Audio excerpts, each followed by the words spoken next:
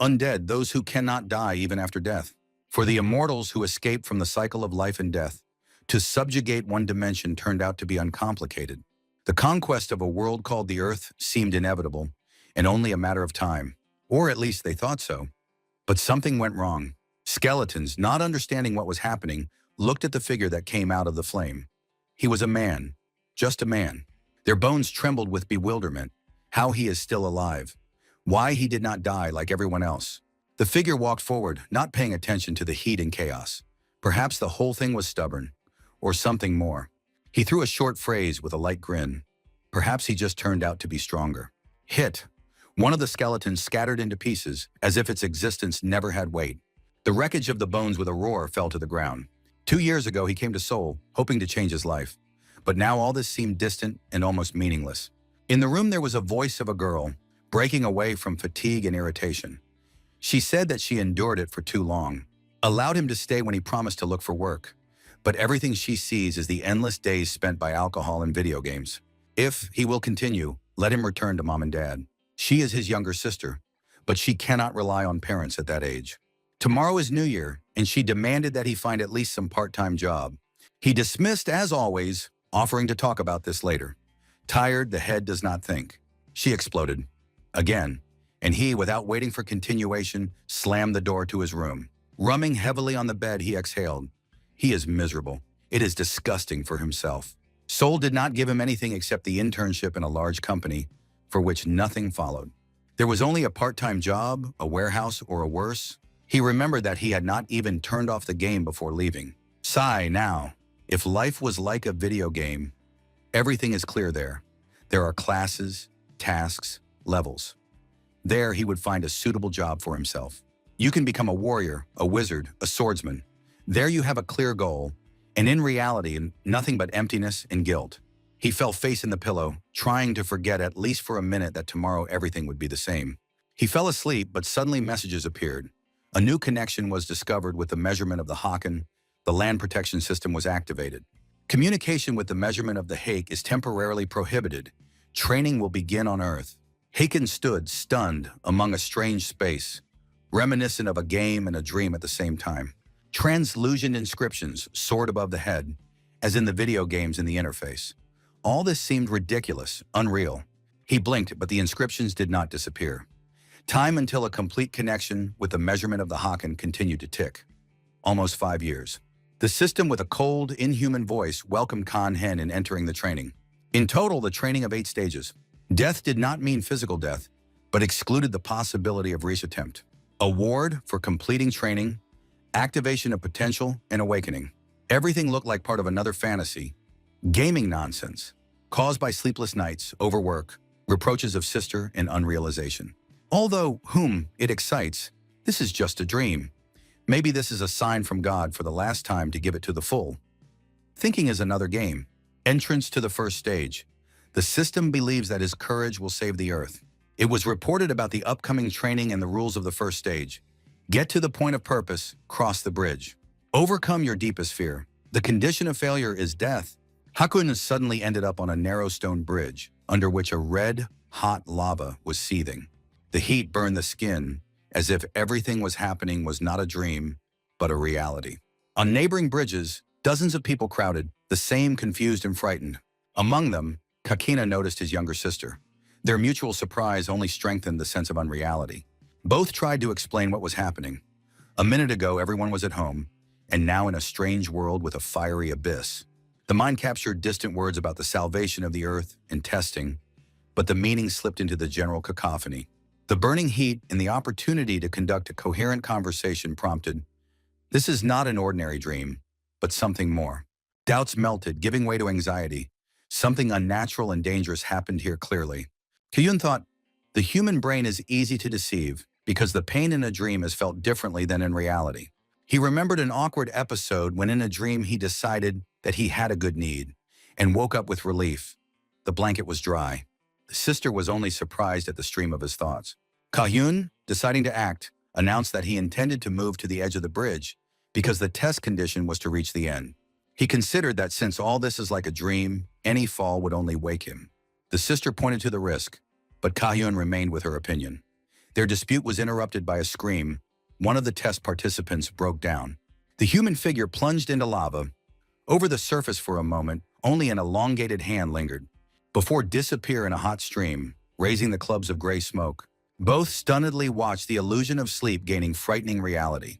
The sister looked at Kang-hyun, reminding him of his former words. He thought, the cry that they just heard sounded too believable. And although he tried to maintain composure, doubt began to arise in his chest. The sister, without waiting for confidence from him, decided to move the first. Carefully crawled on her knees along a narrow stone bridge hanging over a hot lava. She warned her brother. Walking on her feet would be too risky. Kang-hyun, although he tried to maintain the appearance of confidence, reluctantly admitted that it was probably more reasonable to crawl. The lava boiled below, the heat rose up, burning the skin even at a distance. The rest of the people who were on the bridges also began to slowly move forward, almost all on all fours. Panic gave way to caution and fear. The sister spoke again. She tried to understand what happened to them, and she was sure it was not just a dream. Everything is too realistic to be an ordinary nightmare. She expressed doubt that death here may not have consequences. Kang-hyun, who had previously waved with her fears, now really thought. His confidence gave a crack. Whatever it is, it definitely went beyond the usual perception of sleep. He pressed his lips with difficulty, holding back irritation. He tried to ignore all this. Fear, heat, panic. But Kang-hyun's words again reminded of what was happening. He lay right on the bridge, admitting that it was paralyzed by fear. He was the most unreliable older brother, and she, watching him, involuntarily agreed with his thought. He sighed heavily, pressed himself against the cold stone, and offered to take a break. His arms and legs trembled, his body refused to obey. Suddenly, the interface window surfaced in front of them. The cold text without emotions said that enough time has passed since the beginning of the training, and now the level of complexity is increasing. A second later, the stone bridge cried underfoot, crackled, and fragments began to crumble. There were screams. People panicked. Some lost their balance and fell into the seething lava below. The heat intensified. The screams became louder. Someone screamed that the bridge was crumbling, and the crowd rushed forward. Kang-hyun froze, struck by panic, but his sister's voice pulled him out of the numbness. She already rose and ran forward. He screamed to her to wait and rushed after him. The stones behind them disappeared. The bridge collapsed rapidly. Kang-hyun rushed with all his might, feeling the hot air began to burn from behind. He forced himself to concentrate. The bridge is wide enough. It will not fall if it does not look down. Only forward, just step by step. He repeated to himself as a mantra. Everything is in order. He would not fall. He almost came. Confidence grew with every step. This is not the end. He will cope. Everything will end soon. Kang-hyun noticed how massive stone slabs fall over his sister. He jumped from his own span to her, managed to push his sister aside, and thereby remove from the blow. At the same moment, the interface confirmed the completion of the first stage. The training recognized them, temporarily awakened, and accrued a reward, promising a full awakening at the end of the entire program. Physical and nervous overload affected instantly. Kang-hyun was exhausted to the point that he could barely move his fingers. On the screen, the status of the sister displayed the parameters of the body and spirit: strength, dexterity, endurance, magical power. There is also one free characteristic and unique feature: calm. Sister showed gratitude for salvation. Both still had to comprehend the data seen. The next awareness of the incident came to Kang-hyun in his own room. Reality seemed to return in an instant, as if there was a sharp exit from the game. On social networks, discussions were already seething. Users shared the same collective sleep testing. They argued about the meaning of death in a dream, published playful memes and links to chats. For owners of unique abilities, someone even managed to invest in fictional training coins. Meanwhile, the global timer continued to count the time until a complete connection with the world of Hakan. 4 years, 384 days, 15 hours. The world has clearly changed, and with it, the life of everyone who has passed the first stage. There was an early morning. The door to Kang-hyun's room opened, and he heard his sister's voice. Kang-hyun called him. He immediately asked if she was in a dream, in the very one where it was necessary to walk along the bridge over Lavoy, and where she almost died. It turned out that she also remembers everything. It was not just a dream, they both felt it. The most important thing is the state window that appeared in the final, and the realism of what is happening. They interrupted each other, trying to speak out first, but quickly switched to a quarrel. He turned his backs and snorted. However, after a moment, both thought and said almost simultaneously, "Maybe we'll eat it first." The answer was a unanimous yes. Early morning, in trends, A dozen strange words from the end of the world to the state window.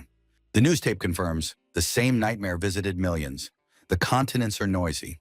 The rank training worries analysts. Haken measurement is still an incomprehensible term.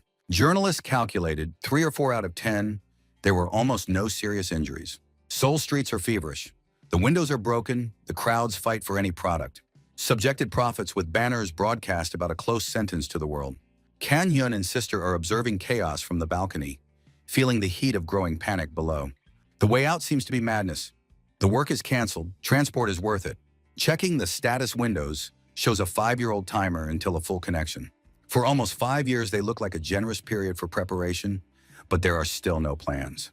Experts are silent, advise you to stay at home, and stir with a provisional. The hot city seems to wait for the second wave of events. The sister fears the future. The brother evaluates the supply of food. Both decide to wait out the first days until the streets are cooled and the information does not clear. By the evening, the chaos of the first day laid down. The streets were cleaned, most residents returned to the usual concerns, and relative stability reigned in the country. Kan Hyun lay down to sleep was again in the space of training. The interface window surfaced in front of him, welcoming it and offering instructions. He ignored the introductory part and immediately requested his own characteristics. The status of the panel showed the name Kan Hyun. The title is the first-level newcomer. The main parameters were distributed as follows: Strength 8, Dexterity 9, Endurance 8, Magical Power 14. A special line, unique ability is Resurrection. There was no experience to compare these figures with nothing, but high magical power looked promising. Kankena attracted the main attention of the unique ability. The system guaranteed a return to life a day after death. Moreover, the Renaissance point was the last place of death, unless otherwise indicated. A fine was relied on for this. All the parameters were reduced to the level and additionally fell half by 24 hours. Realizing that his life from now on does not come down to one attempt, Kan Hyun experienced a surge of relief and delight. The ability to resurrect opened scope for risk and experiments, despite the concomitant restrictions. Kan Hyun was face-to-face with the very first nightmare of his learning. Brutal reality. The first goblin fell quite easily, only because Kan Hyun found him by surprise. But the victory did not bring satisfaction. He was shaking from awareness. He killed a living creature, led him in the framework of some training. However, this did not end there. A goblin warrior appeared in front of him, many times more massive and dangerous. The sword is more than a meter, teeth like knives, movements clear and decisive. And here he is, Kan Hyun, standing with a cheap mace, only 70 centimeters long. With hands weak from a sedentary life, without skills and experience. Hit. The goblin brought down the sword with force. Kan Hyun tried to defend himself with a mace, but it was like defending himself with a toothpick from the hammer. The blow knocked out the weapon from his hands and knocked down. He could not even cry out. A lump of horror was stuck in his chest. Why is he here? Why he should go through this at all? Rage and despair fought inside him. Goblin did not kill him right away. Instead, he grabbed Kan Hyun by the shirt and dragged. Where, it was incomprehensible. On the ground like a bag. The back was ripped off, the clothes were torn. Kan Hyun no longer shouted, he only silently prayed to wake up. There was much more blood in his own body than could be imagined. This became clear after he felt every drop, slowly flowing from the wounds. The fear of death approached gradually, like a cold loop on the throat. An agony which continued without end, turned into a quiet, inhuman torture. 4 goblins were in no hurry to finish off the victim and forced her to pray for the last breath. At dawn, the sister jumped up, torn from a nightmare with the same repeating vision. The head was split, as if pegs were driven into it, and a quiet, almost soundless sob was heard behind the wall. In the next room, Kan Hyun sat on the bed, wrapped in a blanket. The body trembled, his eyes looked into the void. The images of the goblins still pursued him, and each memory spoke with a panic whisper. He recalled how his nails pulled one at a time. Blood dripped, and his body trembled with pain and fear. He explained how he died of bleeding, exhausted and crippled. His sister interrupted the story, unable to withstand the details of torture. She mentioned that she also died, but her death was not so painful. Sister teased him for tears, but sympathized inside. He said that even Guanu would call his mother in such a situation. The sister clarified whether he needed a doctor and remembered the statistics. The number of patients with psychotraumas has increased sharply in 2 days. Kan Hyun replied that he had no money for the hospital. The sister said, "Earn," and turned away. He concluded that death is the path to completing training. Kan Hyun hoped that past death would give him a break. The screen flared up before my eyes. The training is not over. A message appeared. An error occurred, an immediate transition. The inscription read, "Let your courage save the earth." Stage 2, round 2 begins, was written in the window. Kan-hyun froze, seized with horror. The body began to tremble again. Kan-hyun is angry with the system, realizing that there is no ending in training. He is trying to get enough sleep, but is constantly restarting in the next round. The thought of an endless loop brings it to despair. Hunger only enhances irritation. Last time he chose a mace for a simple shock. Now he decides to avoid close combat and takes a bow, examines a crossbow and a spear. The South Korean reservist recalls the shooting training and aims in 2 goblins. The first arrow flies past, revealing inexperience with new weapons. Goblins notice a mistake and, growling, rush to the attack. Kan-hyun goes to the spear, sticks him into the first enemy. The blade stucks in the carcass, interfering with pulling out the weapon. The second goblin already brings a sword. Kan-hyun does not have time to turn around. A powerful blow is an instant death without torment. The body collapses to the ground. Kan-hyun wakes up in a room, covered by horror, but rejoices in a short pain. The interface is activated again, declaring a stage error and immediate restart. The system requires new courage, promising the salvation of the earth outside of fear. Kan-hyun grimaced on the next slogan of Salvation of the Earth. Stage 2, round 3 launches. The system gives a sword and a shield. All day he leafed through the videos about fencing, hoping for a miracle. Goblins flew from all sides, panic spreading movements to chaos. Broke, pain, red screen, an instant return to the cold room. Fury hisses inside. The sister watches because of the door, not daring to enter. The system appears before the eyes again, stamping the same type of restarting windows. Round 4 starts, hands are shaking, but the sword still rises. The first waves are rash, but the muscle gradually catches a familiar rhythm. Stats confirm endurance grows per unit for a hard 8-hour training. The state window flashes: level 1, strength 8, dexterity 19, endurance 8, magic 14. One additional ball supports the smoldering hope for growth. Kan-hyun decides to put a free score into force, feeling the warmth that spills in the muscles. The blade seems a little easier. The step is more stable for a moment. Breathing is smoother. 2 new points of characteristics raise the confidence of Kan-hyun. Fatigue deprived of accuracy, the goblins killed him again. The system restarted the round of 5, mingling the growth of endurance. In the round, he coached the strength for 10 hours in a row. The first goblins fell easily, but the remaining defeated its number. Again, the loading window in the round is 7. Kan-hyun waved his sword until the muscles were burning. Endurance rose even by units' willpower. The body lifted, the sword fell out of his hands, the hero collapsed to the ground. The interface issued a message about the creation of basic fencing. The skill leveled the rack and taught him to correctly distribute force. The simple technique of bandits was better than a complete amateurism. Joy flashed like a spark in the darkness of endless deaths. Burning eyes look at green enemies with a new thirst for battle. The sword rises again, promising goblins an ambulance.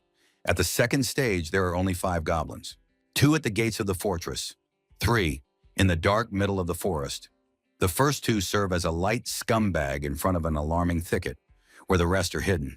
The last opponent remains apart, a real test for strength and skill. Kan-hyun holds the shield, reflecting the heavy waves of the axe. The new ability slows down the world. The goblin blows are read in advance. The body reacts before thought, but fatigue already pulsates in the veins. 4 fallen enemy douse the stratum stir. The goblin makes a jerk, expanding the distance of an unexpected axe. Kan-hyun's blade is knocked out and stuck into the ground. An unarmed warrior evades, the shield is buzzing under every blow. The goblin growls, reveling in a protracted hunt and someone else's pain. The monster presses the pace, trying to exhaust the victim to the limit. Blows become template. Trajectories are easily read. Kan-hyun evades, saving strength and waiting for the counter, show. On a distorted goblin muzzle, irritation from the misses grows. Kan-hyun grabs a stone from the ground, the eyes are full of despair and anger. With a sharp movement, he beats the goblin on the leg, a blow. The monster yells in pain, jumping on one leg. His face is skewed. Tears flow through the dirty face of the enemy. It is weakened. Kan-hyun yells from rage, waving and hits the enemy in the head of the enemy. Blood splashes. The goblin falls. The body twitches in convulsions. He stands above him. His breath is torn. His eyes burn. The dialogue box flashes. The stage is completed. The awards have been received. Plus 5 stats. The skills are unlocked. Shield, crossbow. The choice of weapons is open. The level is increased. Kahyun laughs, fist clenched, his face is distorted by a triumph. Now he is higher, he is stronger, he is alive. Kahyun laughed loudly, interrupting the silence of the morning in the real world. He enjoyed the moment, thinking what a beautiful beginning of the day. He is Kahyun. He feels power after the second stage. He decided to prepare breakfast in honor of victory, full of pride and hopes. But suddenly he spat out food. The sister ran into the room, shocked and outraged by his words. Dialogues flashed in both, reporting on the completion of the training of the earth. Now you can use the system freely. Notifications were used. Huge gates appeared on the street, the first gates of the dungeon. The crowd gathered, looking at the impressive gate. They were amazed at the scale. The gate arose not only with them, but around the world, a global threat. The task is to go through the dungeon at a given time. Otherwise, it is not known what will happen. The timer showed -4 years, 357 days, 13 hours, 59 minutes, and 51 seconds. After the appearance of the dungeon, the world became much more chaotic and unpredictable. At first, they decided not to leave the house to figure out the situation and collect information. It turned out that the training has not yet been completely completed, despite the previous stages. Not only newcomers are now joining the passage, the minimum age is 17 years. In the comments section, full chaos reigns due to the dungeon and the news associated with it. Sister noted that people are unhappy with a hurry and call past training awaken. Kahyun noticed that many can include the status window. He tried to open the status window, but the system replied that it was not completed until the training is completed. Kahyun realized that there are still 6 stages ahead after the second, and many have already passed them. Kahyun was desperately looking for another way, except to go through all the stages. He asked his sister if there was at least some information about the third stage. The answer was disappointing. There is almost no information, even little is known about the second stage. Kahyun doubted whether it was worth going into battle again, but he realized that there was no choice. He felt that he had become stronger and would no longer tolerate defeat. He decided to go through the third stage with confidence and accuracy. The night came, and the third stage of training began. The monster urinates right at him, and he is full of rage. Each muscle screams, "Kill, destroy." The damned monster, he will pay for everything. The heart beats faster, adrenaline goes off scale. He is ready to fight to the last breath. In this battle, there is no place for fear or doubt, only the determination and thirst for victory. Kanyeon stood in the middle of a foggy forest, where the third stage of the test began. On the screen in front of him flashed, Stage 3 begins. Prove perseverance, victory. To kill the leader of the Gurkhov, defense is death. The advice of the system was foggy. If you wait long, then the opportunity will appear. He looked at himself.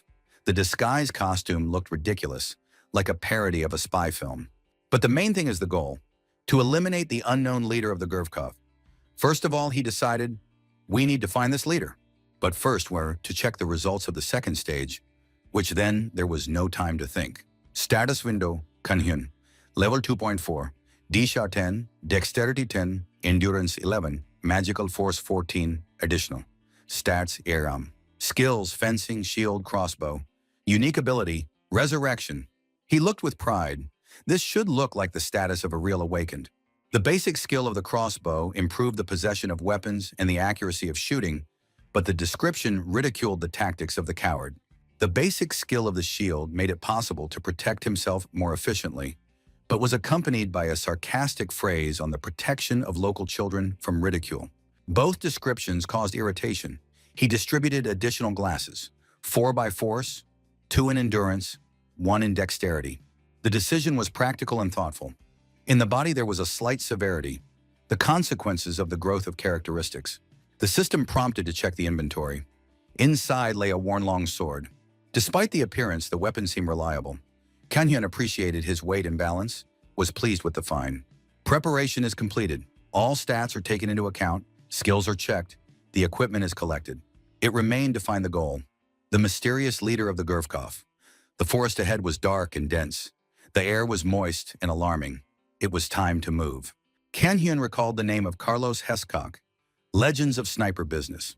His feat inspired to crawl 1.4 kilometers for several days to eliminate the target. This man became a symbol of perseverance and composure. And now Kanhyun felt the same earth under the body, the same humidity, the same silence before the shot. For 10 hours, he slowly moved forward. Each centimeter was given with effort. The muscles ached, the clothes stuck to the skin. He almost got. There is very little left. Two guards stood in the post ahead, without movement, like a statue. The thought of the frontal breakthrough occurred. Too risky. The field does not forgive errors. The pants got wet from the urine, which he involuntarily released. The body refused, succumbing to the pressure of fear and long tension. Prillic grass scratched the skin through clothes, and insects crawled under the cloth, as if the earth itself tried to stop it. Suddenly, a monster grew up in front of him. The yellow stream ran on him. He clenched his teeth. This is a test of perseverance and patience. He reminded himself about this again and again, like a spell. But the monster urinated right at him. The limit was passed. Something in consciousness broke off. Not a thread, but a whole rope. He broke, jumped up, and rushed at the monster. The sword stuck into the flesh. The creature collapsed. Kan Hyun exhaled. It was an empty rage, but the result was useful. But not all over. The second monster was already standing in front of him. Mysterious sounds merged with night air. The torches flashed. The whole village rose by alarm. Silhouettes rushed to him from all sides. He was surrounded. A click sounded in his head. Since everything went to hell, it is time to pronounce the phrase that he always wanted. He shouted her into the face of an impending horde. Well, let's attack me, damn monsters. And then the system recorded. The skill of the lion roar of rage was created. A wave of anger tore the air. The monsters froze, their stats collapsed. Pieces of bodies soared into the air, scattered by one outbreak of insane determination. Stage 3, Round 2, began. Lion Reich squeezes stats, and the moral of enemies removes debuffs, inspires fear, relieves all the effects. Kan Hyun took out 1,000 hours of battles and deduced the main rule. It is necessary to beat the leader while the village has a minimum of guard. In the afternoon, the Gurk warriors go hunting, return to twilight. In midday silence, only weak remained. Kan Hyun slides to the tents. The leader of the leader stands in the center. The throne is lit by the heat of torches. Two shamans stand on the sides. Inside, a trap of magic fetters the body of an uninvited guest. Low-rank printing at the muscles, breathing becomes heavier. Panic is replaced by a memory of the roar of Leo rage. The impulse of the power of the soul breaks the wagons. The torches go out. Shamans grab amulets, but it's too late. The roar rolls along the yurt. The power of enemies collapses. Kan Hyun rushes forward. The sword leaves the silver arc. Steel sticks into the chest of the leader. He falls from the throne. Shamans turn to dust from a wave of horror. The interface flashes with victorious light. The stage is completed. Intermediate body regeneration is spilled with a hot wave. The system records a new passage speed record. The temporary title is unshakable, plus to all the stats. Kan Hyun felt a triumph. He passed the third stage in just 2 days, unlike the second phase, which took him for a whole week. It seemed not just progress, it was a jump, a sign of something more. He began to seriously think, maybe he is really a genius. After all, if such a pace is preserved, the fourth stage will pass in a matter of minutes. In the imagination, Kan Hyun was already fighting with the dragon, evading the fire jets and inflicting deaths, like the hero of the ancient epic. But reality, as always, burst without an invitation. Almost a month has passed. The news on the screen reported on the current state of affairs. 25 days from the beginning of sending detachments awakened to clean up the dungeons, 40% of the territories were cleaned. Meanwhile, the government has already discussed the introduction of premiums for the participants. People got used to a new reality. Dungeons, monsters, system, everything has become part of everyday life. In the kitchen, the sister of Kan Hyun fried eggs and listened to the news in the background. Kan Hyun still did not stop. Morning screams became every day. She snorted, not taking her eyes off the pan. He seemed to be an arrow in the back of his head, but he only boasted that he destroyed everyone. She told him to just eat, reminding him that if he screams in the morning, the neighbors will definitely complain. Kan Hyun snapped, but then fell silent. The sister looked at him and suddenly stopped. Something has changed. In his gaze, in movements, in how he said, he became different. Kan Hyun admitted that learning acts on his nerves. The sister noticed that his face seemed to be on the face of the criminal. Kan Hyun warned to follow the expressions. He was still an older brother. He analyzed the following task. The fourth stage was completely different from the previous ones. It was a team test. The group in which he found himself consisted of participants acting on their own scripts and judgments. Each had its own role, their own weaknesses and principles. The task is to destroy the core of the dungeon while bringing everyone to the end alive. Failure meant death. Initially, the situation seemed simple. Kan Hyun easily took the lead. He used combat skills, inspired allies, covered them on the front line. Attention was attracted not only by his actions, but also by the confidence with which he acted. However, it soon became clear. Not all members of the group agreed with its decisions. Some argued, offered to retreat, doubted his strategy. Despite the tension and lack of supplies, the group still went forward. Kan-hyun felt increasing pressure because now he answered not only for himself. Each step demanded caution, each order, confidence. He realized that power is not only in blows and abilities, but also in the ability to keep the group together, despite doubts and fear. Kan-hyun felt how he was approaching a new step, not just surviving, but the one who leads others. The intermediate regeneration of the body obtained after the third stage turned out to be a key skill. It allowed even the most severe wounds to heal, including amputations, restoring damage with magical energy. The bones could grow together in just a day, a real miracle for a fighter in such conditions. However, despite this power, the process of passing the fourth stage dragged on for a month. The problems began in the first night, when it was expected that the allies would be on duty in turn, but instead they ambushed. Kan-hyun was taken aback and killed. It was a deliberate trap, an answer to its insolence in the sacred dungeon. The sister warned him that he would first swallow the food before talking. After the revival and restoration, he realized that repeating situations in the same characters did not allow to move forward. But in extreme conditions, the one who knows how to think non-standard survives. Thanks to his mind and determination, Kan-hyun found a way out, to destroy all annoying enemies without hesitation and continue to move forward. This was the only way to win and end the stage. The fourth stage approached the final. People were in suspense and doubts. There is too little food, the risk of being left without prey, the fear of not finding the core of the dungeon. Doubts and fears grew, disputes and threatening cries. Accusations of recklessness sounded. But Kan-hyun took responsibility. He strictly stated that everyone should obey his instructions. Resistance meant death, complaints too. He took advantage of his skill, everyone closed his ears and paid attention to him. His determination and firmness were so unexpected and gestured that he even hit one of the guys to stop the riot. People, despite the confusion, understood. It would be for him to follow because he knows the way. The internal authority of Kan-hyun left no choice. Who disobedient is doomed. Kan-hyun possessed the title of Unshakable, was at the 14th level with high indicators of strength, endurance, and magic. Its unique abilities are resurrection, sword ownership, basic techniques with a shield and crossbow, the ability of a roar of rage, and the intermediate regeneration of the body gave it a significant advantage. It was a leader who was ready to conduct responsibility even in the most cruel conditions. Kan-hyun collided with the last skeleton, who swung his sword at him. Quickly grabbing the enemy's weapon, he hit the skeleton's head with a handle, and he scattered into pieces. It was the last threat. All skeletons were destroyed. People around were stunned. Among them, there were only the bones of the vanquished. Kan-hyun saw the nucleus of the dungeon and realized what was now needed to simply destroy the source of the dungeon force. Having made a blow, he completed the task. The system congratulated him on the successful passage of the fourth stage and issued awards, a new level, enhanced stats, and unique abilities. Among the awards were the skill One Blow, Two Halves, which allows to divide the enemy's body into two parts, ignoring part of the defense, as well as a magical accessory, a Ring of Strong Mind. Kan-hyun continued to collect magic stones falling out of monsters, although the appointment of some of them remained unknown. He understood that over time, all these objects could become useful. Thanks to the abilities and objects received, his strength grew, and there were new tests ahead. The Ring of Strong Minds had a strength of 100 out of 100 and was issued by the Imperial Guard of the Hendeli Empire. Despite the fact that it was a standard model, it was distinguished by outstanding characteristics because only the most elite knights received it. The abilities of the ring included immunity to all the effects of mental magic and the status of mental control of the rank A and lower, as well as the function Visible Invisible, which made it a valuable artifact. He noted that his last achievements were impressive. He pressed 300 times in a row, which testified to serious physical progress.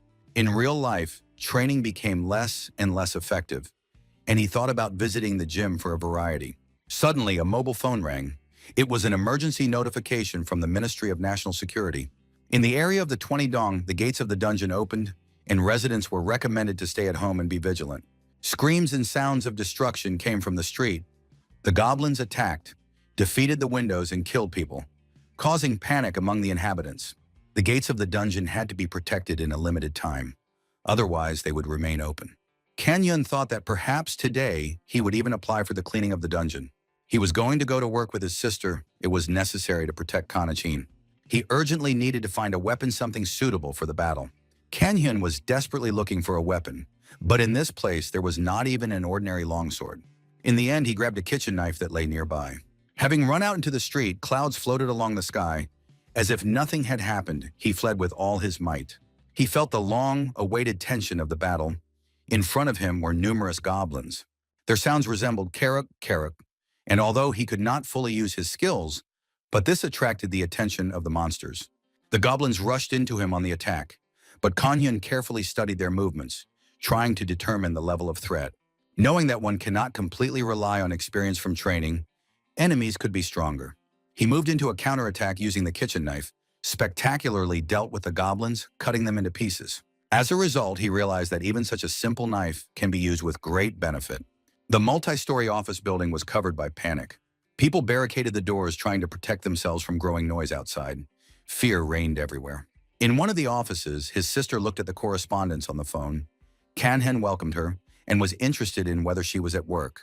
With every moment, the sounds became louder and sinister. Suddenly, they began to break through the door. The man, who turned out to be Kang-hyun, his older brother, calmly went into the office. He admitted that he did not want to break anything. And then he shouted the name of his sister, Kan-hyun, to whom he came to the rescue and saved her from danger. Kang-hyun burst into the office, waving a knife and saying that he had come to the rescue. People in confusion asked about him and his relationship with Kan-hyun, not understanding who he was and what was happening here. One of the men expressed dissatisfaction with the fact that the barricade was broken and did not know what to do now. Panic grew due to the approach of monsters. Kang-hyun apologized for his uncontrolled power, but soon he reassured everyone he destroyed the goblins alone. People were amazed at his skill and began to support each other, hoping that they could hold out and defeat the enemy. He urged not to panic and act together. Realizing that the number of goblins is growing and they can be on the upper floors, Kang-hyun insisted on the need to maintain vigilance and try to sleep at least a little before the upcoming battle. The sister carefully poured water on Kang-hyun's wounds, trying to save water because their reserves were limited. She reproached him for frequent injuries, and he explained this by the lack of evasion skills. Although the ability to stand most of the blows was good, now devoid of the opportunity to use skills, he felt vulnerable. The sister reminded that he could not resurrect without skills and criticized his too aggressive approach in battle, albeit impressive but dangerous. The sister shared that several elders want to meet him and asked him to have his type. Kang-hyun thought about getting acquainted with someone who could accept him as he is. With sharp words and screams in the morning and all its unpredictability, suddenly he caught his eye with a system window with a task to prove his wisdom, which reminded of 5 tests. At this moment, the girl, jokingly nicknamed the succubus, added a touch of light irony to the company's conversation. Kang-hyun was in a difficult situation where it was necessary to defeat the succubus, disguised as a person. The conditions of the problem were clear. If the succubus reveals its true essence, those who notice this will be in danger and become the first victims. Succubi, demons of dreams, known for their beauty and the ability to suck vitality from people in a dream. In this scenario, the knowledge of the existence of succubus was well known. Kang-hyun listened to questions and discussions, realizing that it is very difficult to determine which of those present could be succubus. All women seemed too beautiful and mysterious. He thought and involuntarily looked at one of them, feeling that the ring of strong mind could help. This ring, issued by the Imperial Guardsmen of the Hendley Empire, had a high level of protection. It gave immunity to all the mental effects of the rank A and lower, and also had a unique option of visible-invisible, what made him an indispensable tool against such magical threats. The night came, and they broke the tents. Kang-hyun sat by the fire and reflected on the stages past. The first is the Inferno Circus, the second is a weekly battle with goblins, the third is 10 hours of crawling, after which the monster doused him with urine, and the fourth, a monthly, painful project, as if from hell. Now, finally, he could afford to relax and do something more interesting, and not just survive. He experienced mixed feelings, regret that he had cursed fate, and gratitude for the preparation gave him the necessary skills and experience. However, he understood. One cannot allow himself to relax. It was necessary to carefully control the expression on the face, because the one who reveals the identity of the succubus will become a target. Kang-hyun thought that if there really is succubus among them, then this is most likely a strong creature that can disguise himself under a person and own magic. Therefore, it was wise to use NPC and not to attack blindly.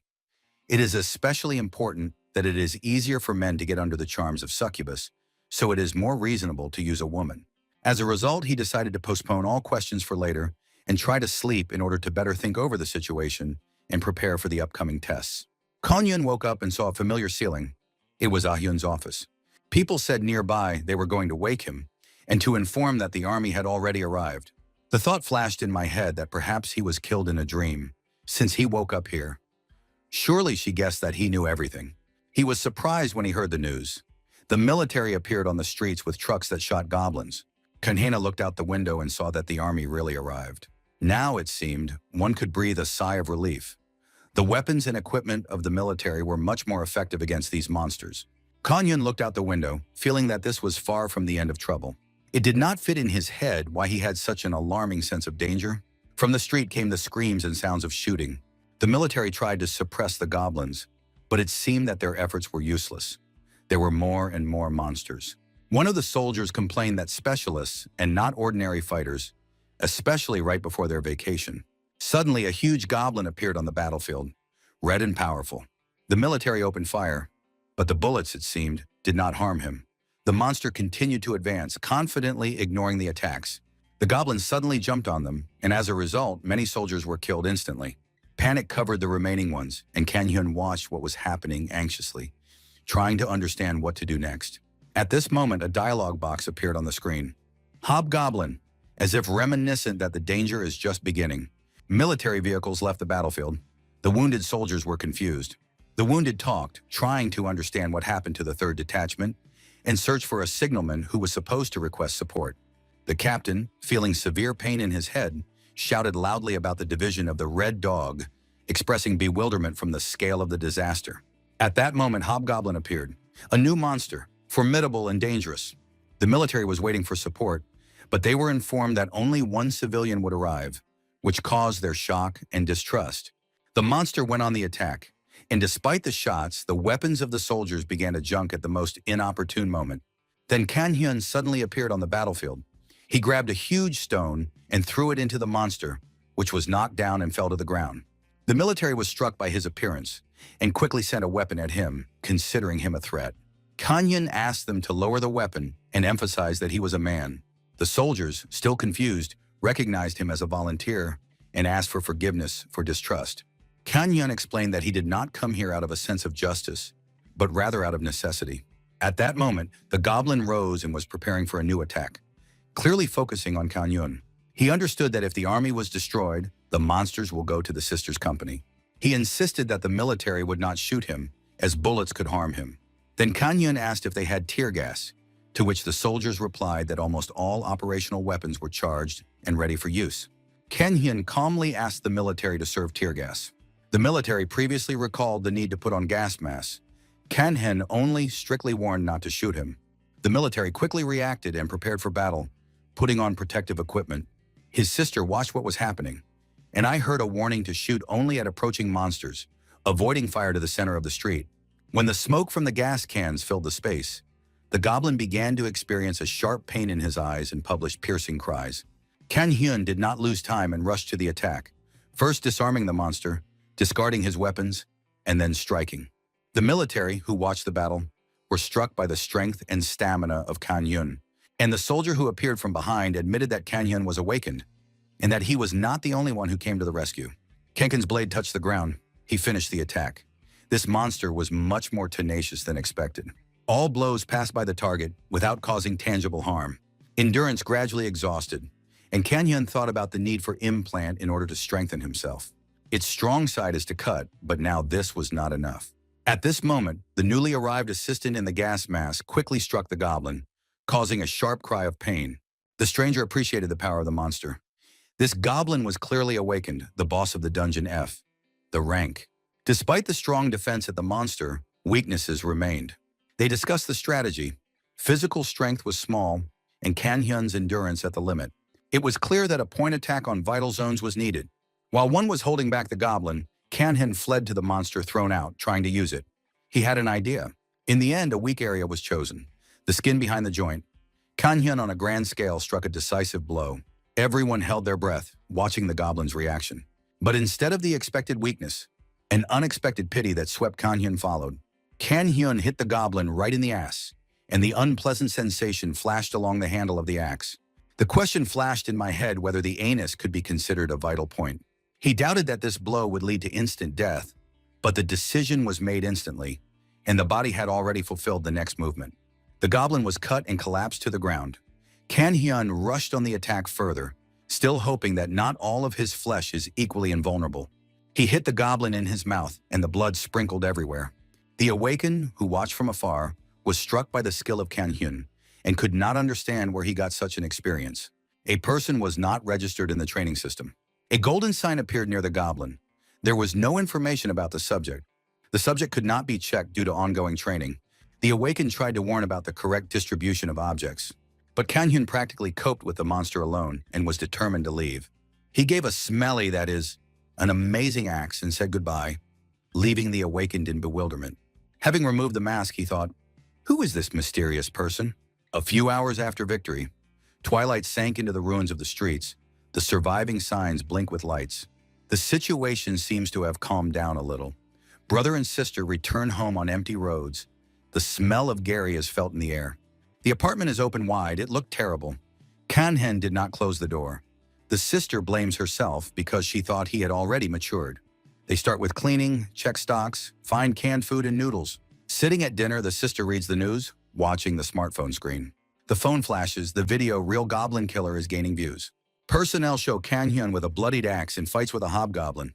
Comments are divided by the audience. A skittle hero or a psychiatric hospital?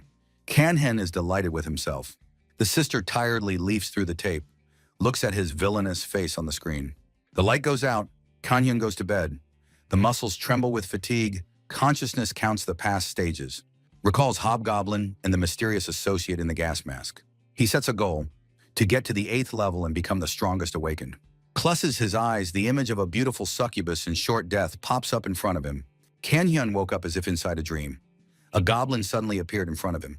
He did not have time to comprehend how reflexively hit the creature in the face. The goblin flew away, leaving behind only heavy breathing and silence. "Damn, almost got a heart attack," flashed through his head. He looked around space. A dialogue box appeared on the screen. Conditions: evade the horde of cave goblins, clean the dungeon. Conditions of failure: death, tip. Cave goblins have poor vision but excellent hearing. Use it. Kan-hyun fell silent sharply. New goblins crawled out of the shadows, dozens. He whispered to himself why the warning appeared only now. They surrounded him. He frantically thought to move silently, distract, come up with something. The pulse beat in temples. Why the learning scene has changed, he was perplexed. He shouted from tension, and the echo swept everywhere. He died again. Meanwhile, in another corner of the city, the woman fell on the asphalt. Someone hit her. The man in the room beat everyone around. He had power, but there was no restraint. People screamed in panic. Why he, who has not even completed, can be stronger than the awakened? What is the difference in strength if you do not know how to use it? He answered. Kan-hyun appeared on the screens more and more often. Commentators, analysts, random passers-by, everyone talked about him. He thought it was interesting. It seems that there are still enough entertaining users, and one of them is not at all the same as it seems at first glance. Stage 5, Round 3 begins. The goal is to reveal and eliminate the double among the survivors. The monster is disguised as a person during the day, and at night devours random victims. Failure means instant death of the entire group and restart the cycle. System Council. Paladins and mages have a one-time daytime skill. Kan-hyun recalls the hunt for the succubus and decides to apply the logic of the mafia. He collects people in a circle, prohibits any movements, and expects a reaction. The stunned crowd freezes. The tension thickens with the evening shadows. Soon his own haste turns against him. The voice of suspicion changes the goal. They choose exactly the one who gave orders louder. Kan-hyun dies, finding himself at home at the next awakening. He realizes that a month and a half in a row repeats the same strategic failure. The head is buzzing with insomnia. Victory requires more cunning than gross power. The stomach aches from hunger. Thoughts about food become the last thread to reality. Kan-hyun stood in a new, obviously small clothes with sticking shoulders and ridiculously sitting glasses. He tried to change his appearance, hoping that external changes would affect the internal ones. In his hands, he held a book with the screaming name, "Wake Up His Brain," the cover of which he held upside down. His behavior caused a mixture of surprise, irritation, and fatigue in his sister. The sister has just returned from work and ran into another eccentric experiment of her brother. She did not hide irritation. Looking at him, she wondered why all these strange dressings, stupid speech, and cheap tricks are needed at all. Glasses, suit, book, everything looked like a failure theatrical number. Her indignation intensified when she realized that money was spent on this that could go to the necessary things. Food, rent, elementary needs. Meanwhile, the fifth stage began again. The essence remained the same. It was necessary to prove wisdom, sufficient to overcome any obstacles. Kan Yun was in a cave full of dusk and echo. Another dialogue box appeared before my eyes. The task seemed mocking. It was required to completely clean the dungeon, where creatures were hidden G rank. The incubator and the most dangerous of them are a spitting tarantula. The level of this monster was the 20th, and it could only be defeated by the exact knowledge of its weaknesses and a verified strategy. The cave was lit by torches, whose flame trembled with air movement. Somewhere in the dark, a grinding, hoarse sound was heard. Kam Hyung knew that he had only one chance to understand where the creature has a vulnerable place and choose the right path. It would seem that the task sounded too simple, to clean the dungeon. Kanhen even grinned. How can the conditions be so straightforward? He moved forward without hesitation, confident that he finally found a solution that would not have occurred to even Aristotle. He struck without fear, without analysis, with one thought, to break through by force. But when the tarantula, a pluming tarantula, fell into him with saliva, he realized that he had underestimated the enemy. His hands began to burn. This is poison. Too strong creature, but to retreat was not in his style. Despite the pain, Kanhin jumped under the belly of a spider. The hint in his memory flashed. Weaknesses in the incubator. Doesn't matter. He squeezed his weapons and, investing all rage, cut the monster from below in half. Logic, hints, and strategies are all good, but sometimes the most direct path is the only worker. He decided not to look for the key to the door, but simply break it, and won. A notification surfaced before my eyes. Congratulations! You have passed the fifth stage. Award, giant power. Kanhen triumphed. The thought sounded in his head. The mind is for those who have a weak body. The strength of the giant is a magical ability that enhances muscles. Increases force by 12 units over 10 minutes. Current status, name, Kanhan, title, unshakable, level, 25, strength, 20.1, dexterity, 19.1, endurance, 19.1, magic, 19.1. Additional glasses, 0, unique ability, resurrection, combat skills, sword ownership, basic technique of shield, crossbow. The skill of Lion's Rage, intermediate physical regeneration, 1 blow, 2.5, the strength of the giant. The fifth stage was behind, but the anticipation of the next battle was already burning in Kanhen's eyes. Morning of the real world. There is a breakdown of strength from training in the air. The conversation about the birthday of birth and fatigue sounds after the first stage passed. The first stage was as difficult as the rumors warned. Further advice is almost absent, starting from the fifth test. It is believed that the fourth line opens the way to the upper percentage of the best. Hidden information about the stages causes a wave of speculation and rumors. The network discussed that someone has already passed the seventh and is going to the eighth. The theme of the fourth test is associated with leadership through force. The fifth stage is associated with wisdom, but interpreted as muscles. The sixth test is called villainy. Destroy everything around. The seventh is associated with devotion, where only enemies beat. Commentators laugh and do not believe any plum. Kanhen is angry, shares strategies, and he is taken as a troll. The sister reproaches. He is 4 months against instant geniuses is an abyss. He raves he went through the 6th and 7th levels for one attempt. Twilight thickened. The house is filled with intense silence. The system is activated. Training recognizes the completion of the 7th test. An invitation to the final 8th stage flashes on the screen. The reward for the 6th stage is the Long Sword of Belgan. This is a weapon belonging to a mercenary with 30-year experience of battles. At first, the sword was just good, but absorbing the blood of the enemies of Belgan, he was saturated with an ominous aura. The sword has the ability of Berserk, which increases the strength of the owner. The reward for the 7th stage is Ronald's armor, belonging to the Wandering Knight of the Kingdom of Alai. These armor are endowed with a self-healing function that automatically repairs damaged areas after multiple damage. Kanhen thought that if he successfully passes the 8th stage, he could use the weapon and armor in the real world through the inventory. He was also going to check the item that fell out of the hobgoblin. Welcome to training, the system sounded, confirming the completion of the 7th stage. Although Kanhen did not expect to go through the final stage on the first attempt, he hoped that this would not take more than a week. The question of the system is, what are your beliefs? Surprised him, forcing him to think. Suddenly, the ceiling began to crack, and the space under his feet began to fall apart. The floor was destroyed, and Kanhen screamed into the abyss, covered by panic. He woke up in reality and looked carefully. He was at a pedestrian crossing where a traffic light was burning behind. Suddenly, a girl crashed into him, who seemed to have just passed through him. This caused him surprise. Was he really in a formless state? He first saw the city, as if in training. But people around, they were not people. Their faces resembled goblins, although they looked, dressed, and behaved like ordinary people. Kan Yun carefully studied the nearest monster and met his gaze. He looked at him with madness, but maybe not at him. A dragon and some other terrible monster suddenly appeared behind. Kan Yun turned around and saw that half-boom Podlagobans were carrying on him, who immediately ran away, and behind them, many creatures, both acquaintances and unfamiliar. It was something completely different in level than what he experienced in the dungeon a couple of months ago. The scene resembled the apocalypse. The message flashed in the corner of the screen. The time remaining until a complete connection with the measurement of Haxa is 4 years, 278 days. This is how the Earth will look in 5 years. He stood in the middle of the street and watched what was happening around. Suddenly, someone huge appeared behind. Turning around, he saw a giant monster, which was above skyscrapers. Frightened, he screamed when the massive leg of the monster began to fall on him, and suddenly he disappeared. He woke up in a white room, not understanding what was happening. What it was. Also a monster. He felt as if he was just soaring in the air, whether it was God or something else. A creature arose in front of him, who answered that he could think of him as a certain administrator of measurements. The administrator was surprised at Kan Hyun and said that at this stage they would have a personal conversation. He suggested not to be shy and ask any questions, because this is a valuable time for himself to find out something new.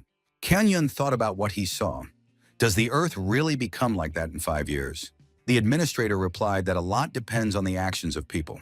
When Kan Hyun expressed a misunderstanding why the administrator, being a great creature, would not stop this situation, he explained.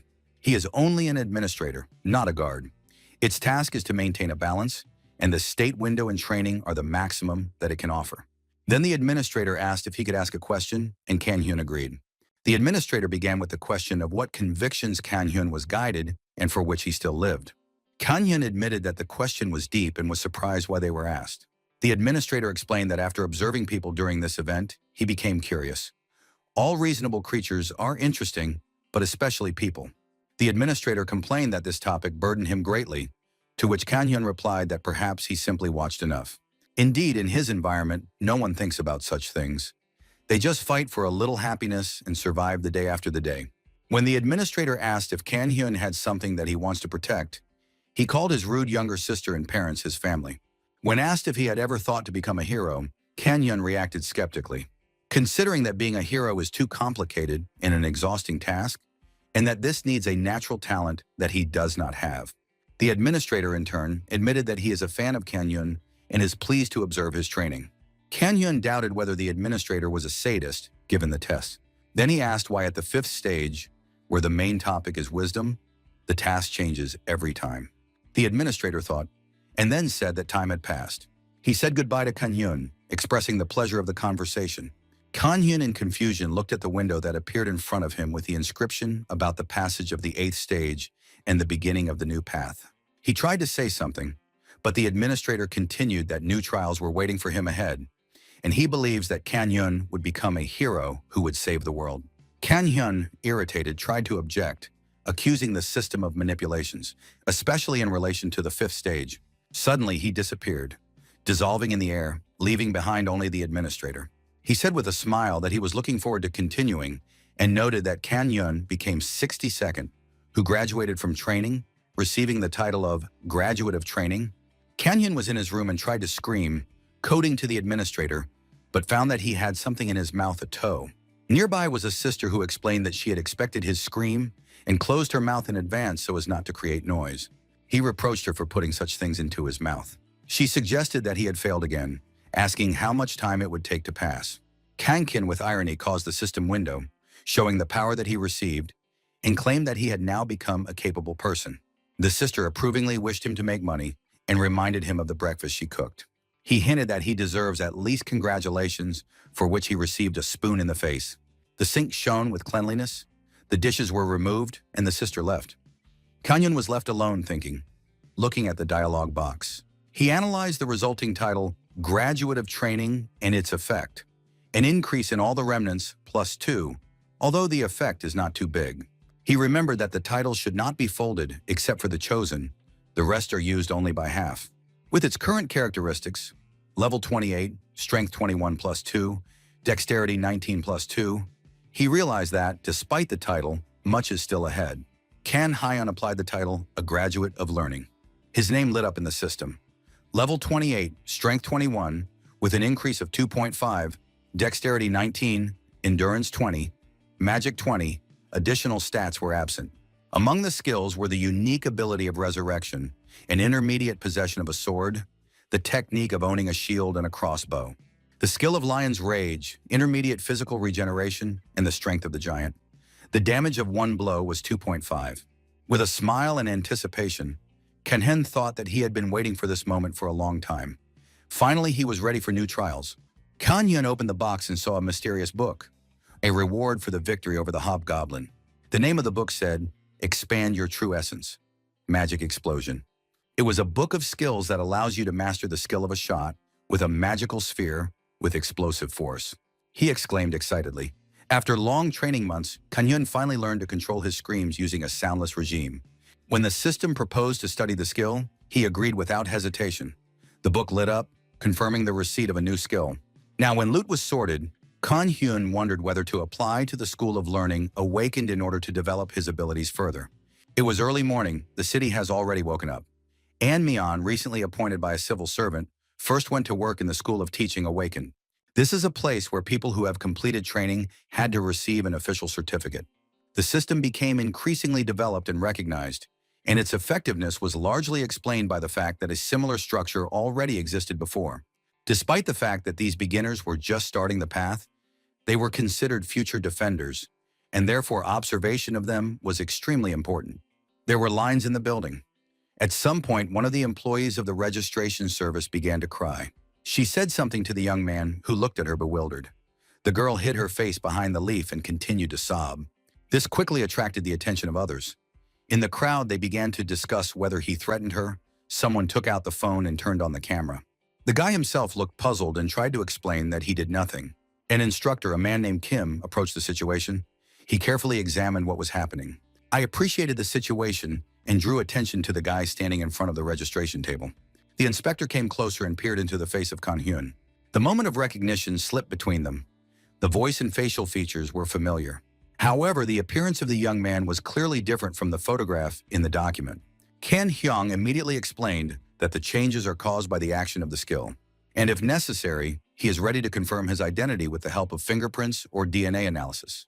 The employee nodded but asked a new question, whether he had trained to the 5th stage.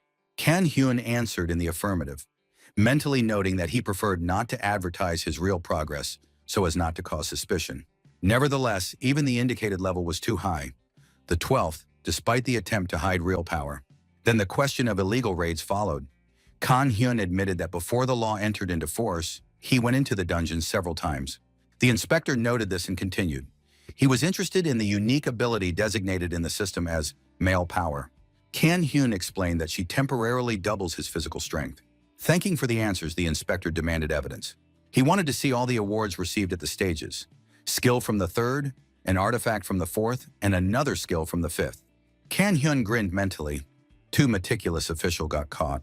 He held out his hand and bit himself sharply. Blood flowed to the floor, leaving a mark. After a second, the skin dragged on, and the wound completely disappeared, a demonstration of the skill of self-healing. Then he showed a ring that was strangely shining with a magic aura. It was an artifact of the 4th stage, a ring of reason. When it came to a reward from the 5th stage, Kan Hyung hesitated a little. This skill was much more powerful, and revealing it in the crowd was not the best idea.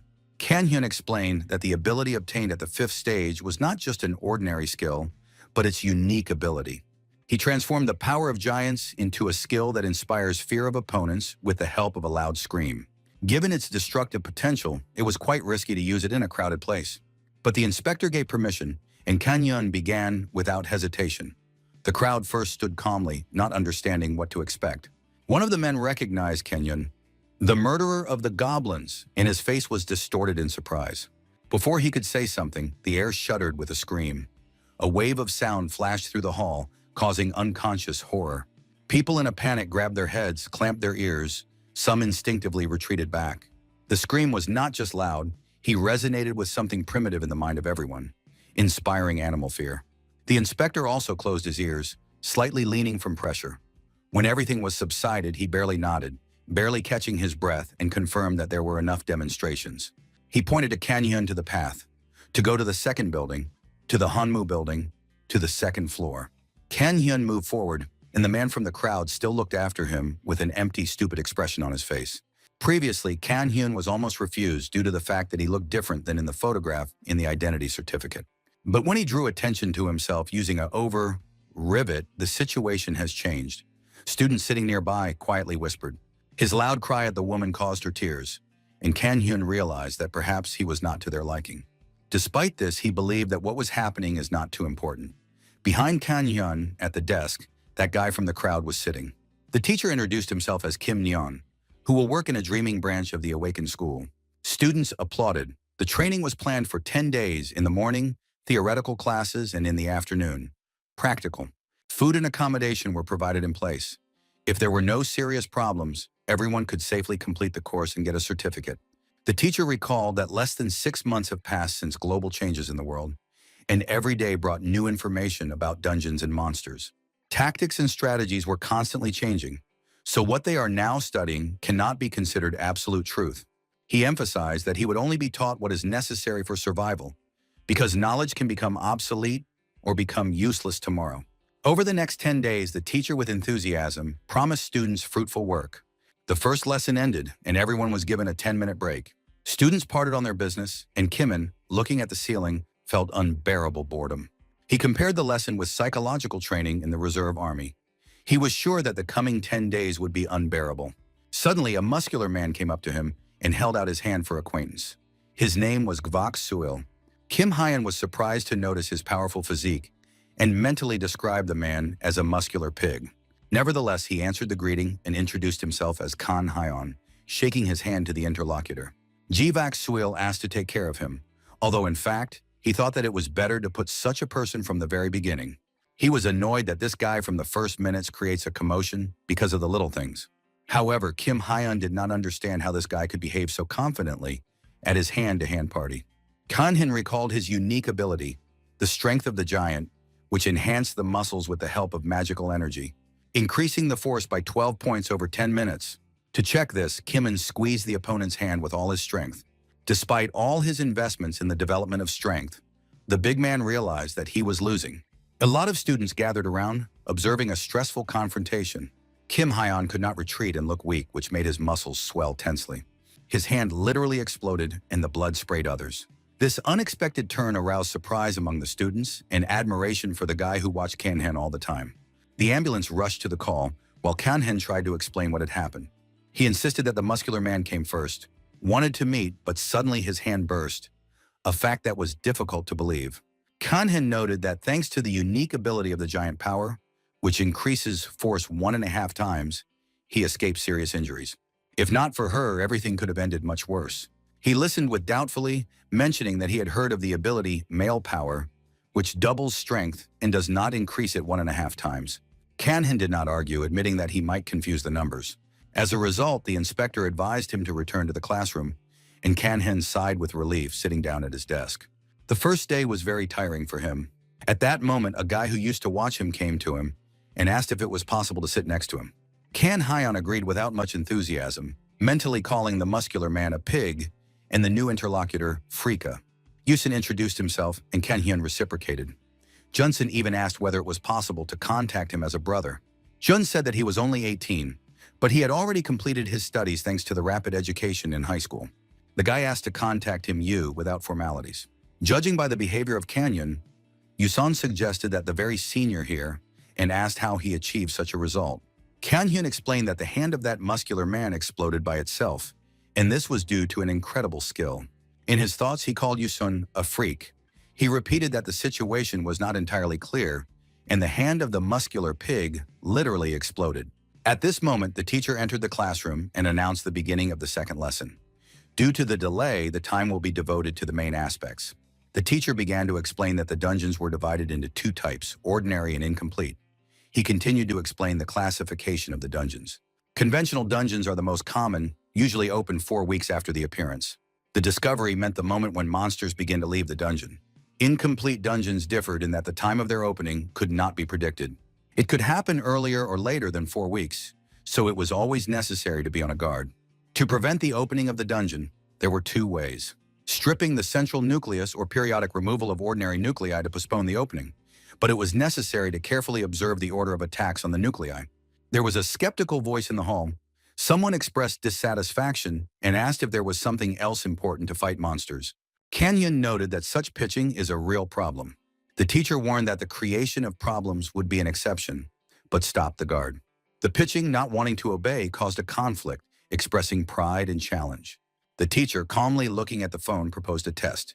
He will dodge and block the attacks of the pitching for 1 minute. If the roll can at least touch him, then the course will take. If not, it will be excluded. Kang-hyun and Yusun carefully watched what was happening. The second pitch was irritated by his impudence, but the situation looked funny, so both could not look away. The instructor, he hit the timer for 1 minute. The pitching, pulling the sword out of the inventory, with a challenge asked who they are taking it for.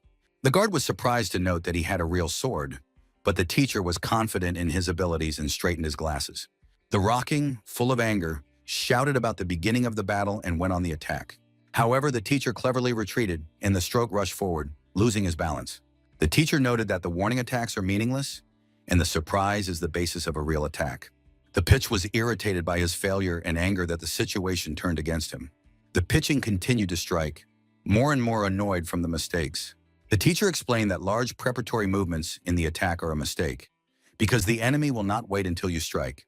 He emphasized the importance of observing and understanding the movements of the enemy so as not to miss the moment for the counterattack.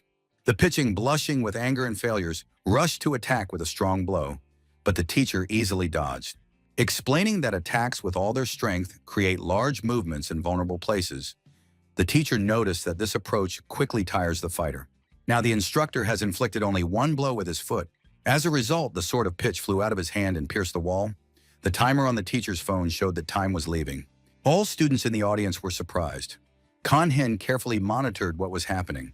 He had previously seen such a video on which a professional boxer dodges an ordinary person's blows. But to be able to do it against a capable person, is there really such a difference even among the awakened ones? The speed of the reaction that he had just demonstrated, even raising his indicators to him, would be difficult to keep track of him. Kang-hyun looked at the Soyun. He looked like a crazy person. He thought to be worth it. Let him sit nearby. The training plan of the School of Preparation of the Awakened included morning theoretical classes and practical training in the afternoon. Today's practice was devoted to the development of weapons ownership technology. The teacher explained that the weapon needs to be taken in turn.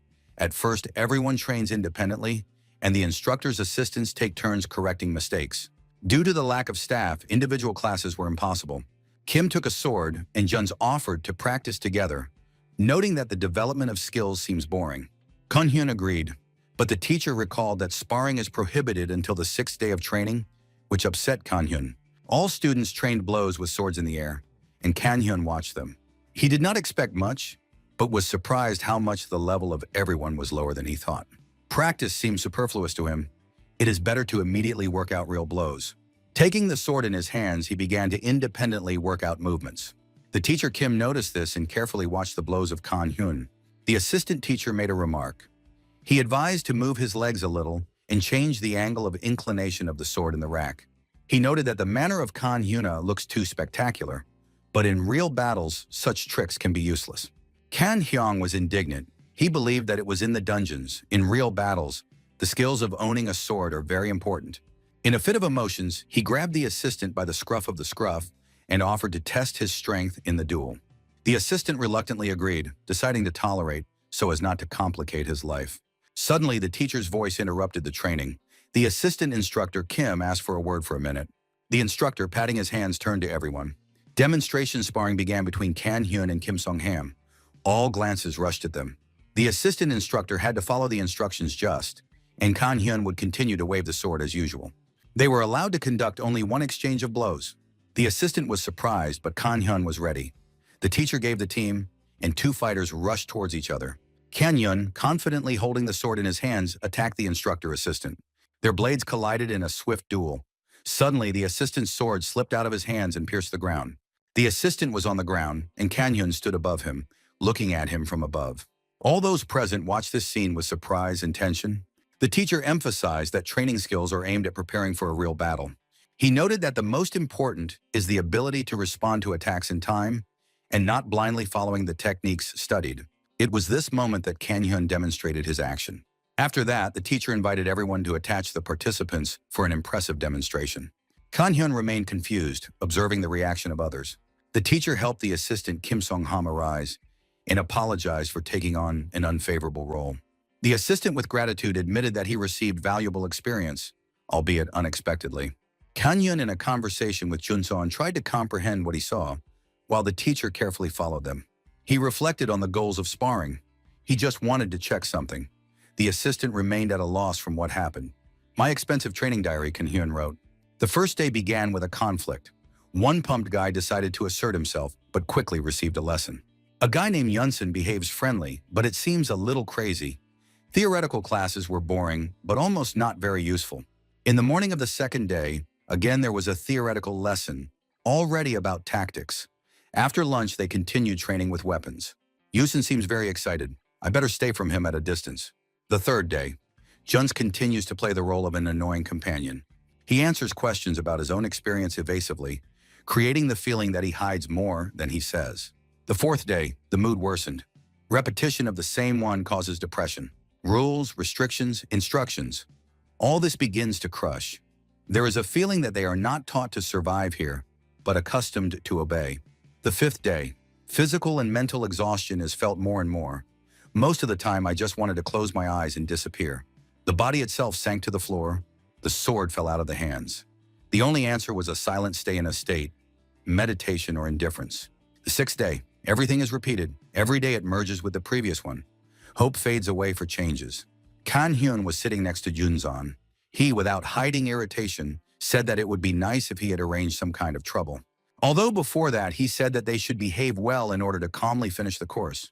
According to him, if Yunsun is expelled, this will not be his problem. In response, Yuns calmly remarked that Kenkun had a striking talent to say knuckles with such indifference, as if this was a simple statement of fact. Juns recalled that today is the sixth day of the course, so official sparring begin in the afternoon. He added that he has a premonition. There will be something interesting ahead. Intuition, according to him, rarely fails it. Day 6, afternoon training. Kanhen climbed the platform. Talking quickly subsided in the hall. By the 6th day, everyone already knew that the guy was capable of surprises modestly. His rival was appointed a strong young man with a sword. The steel of the tip gleamed in the light of the lamps. Kanhen also had a sword. One soft movement, and the blade of its sword lay down, blocking the blow with amazing accuracy. The blade clicked, knocking the sword out of the hands. All this took less than 3 seconds. The teacher did not have to intervene. The guy fell to the floor, recognizing the defeat. Kanhen won. For a second, silence again hung in the hall, and then the turn passed to the next pair, and the noise of the workshop returned. It seemed to Kanhen that this was just a children's game. The level was not so high. Sparring lasted until 8 a.m. These people should continue to engage in this boring nonsense. 2 guys fought on the stage. When attacking, the blade stopped a millimeter from the enemy's eyes. Kim stopped the duel. Kanhen believed that he was good and would like to fight only with him. Yusan was the following. Kanhen hoped that he would not create problems. He had a bad feeling. Well, when there is an instructor there, nothing terrible should happen. This is true, Kanhen thought. The instructor announced that Lee Yuri Mage would use personal weapons instead of a training, and this is her advantage. Yunan did not mind, although he had had a sword before. Now he chose a mace. The rules do not prohibit changing weapons. The instructor gave the command to retreat, then counted to 3, and the duel began between Juns and Lee Yuri. The enemy of Juns attacked magic, moving forward with a spear, and Junsun blocked her with a mace with a smile. Everyone in the hall was shocked by magic, which was first seen live, including Kanyun. Kanyun thought that magic could be studied depending on success, and wondered about training. The girl inflicted another magic blow, but Junsan created a pink protective field around him. Junsan responded to Balava, and Kanyun carefully followed the progress of the battle and the magic of Jun's. The teacher watched Junzon, fearing the girl's attack in a violet radiance approaching him. Jun's used the trajectory of magic, aiming at the instructor. Suddenly, splashes of blood spilled. The teacher was horrified and a bloodied girl lay on the floor. Jun's raised his hand, defeating. His whole face was flooded with blood, and Kanyun realized that Yusin was much more crazy than he thought. The ambulance arrived and took the victim. She had an open fracture of her right hand. Jun's only claimed that this was a mistake. Such cases are possible during sparring. Kim did not believe him. Kanhen recognized the blade in the hands of Kim. He already saw him. Sparring lasted another 2 days. Despite the incident, in a careful attitude towards Yunzon, Jun's continued his training, but the teachers watched him with suspicion and caution. The victories on the penalty became noticeably larger, and the doctor was always ready in training. They said that the salary of the doctor was high enough, which reflected the seriousness of training. The 8th day passed without serious incidents. The atmosphere was unusually calm and even. In the office of the instructor, Kim, Kanhyun suggested arranging a duel on real swords before graduation. The teacher grinned and advised Kanhyun to calmly take the course, given the load on him. 2 days remained. He also strictly forbidden to enter the office without warning, emphasizing the importance of order. Kanhyun thought, looking at the teacher, and expressed his dissatisfaction with the boredom of training. He recalled that he had already met with the teacher and suspected that he was also tired of the routine. The teacher was silent, but recognized Kanhyun and thanked for his help in preventing destruction earlier. The teacher asked about the progress of the cadet, mentioning the 5th and 6th levels, and appreciated his sword. Kanhyun was justified that he found the sword during the cleansing, to which the teacher reacted skeptically.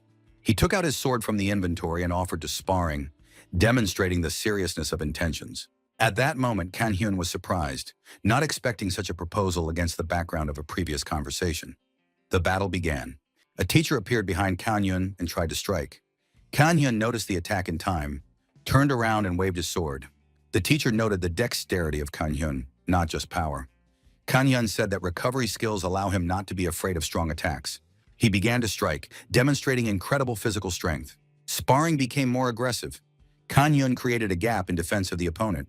The teacher wounded Kanhyun on the arm. He could not leave. Kanhyun caught the opponent's blade with his bones. The teacher was surprised and Kanhyun said he caught him. Kanhyun laughed. The teacher tried to pull out the sword. Their views met. Suddenly, Kim fell to the ground and Kanhyun stood above him. Kim was thinking about his defeat. On the table lay a heating pad. The teacher was sitting next to Kanhyun, recognizing his strength. They drank drinks in a friendly atmosphere. Kanhyun said that sparring was a draw due to agreement not to use skills. He proposed to believe that Kim won. Kim warned that then, Kanhyun could be excluded for violation of the rules. Kanhyun objected that a passive skill cannot be controlled. Kim thought, then thanked Kanhyun and wished to relax. Tomorrow was planned for the study of the dungeons. Near the gate there was a man in a mantle. The gate was surrounded by barbed wire and warning signs. He stepped over the barrier and became invisible, dissolving in the air. Approaching the gates, he pulled the ring and went inside. The door behind him closed. There was nobody around him. No one noticed his actions. This place is the school dungeon of the school, the rank of F, called the Gake Forest. The students stood in front of the gates with an instructor and assistants. Monsters' Gakes here are stronger than in the usual dungeons of the rank F. The first reason for the choice is the type of dungeon, filled with traps but without other threats. The second, where the monsters do not get into the packs, they can be lured one by one. Details will be given already inside, said the instructor Kim. The assistants began to open the gate. This is his first entrance to the real dungeon, Kanhyun thought.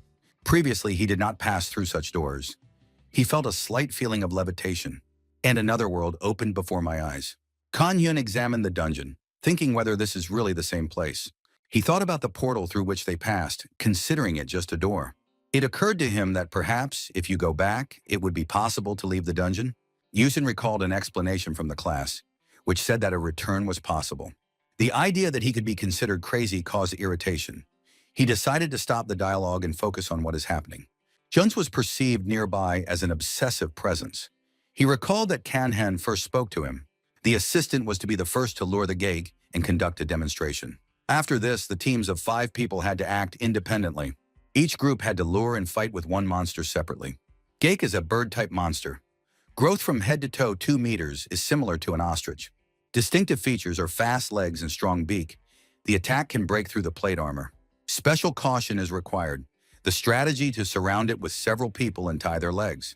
Kim noticed a systemic notification that the central core of the dungeon was deleted.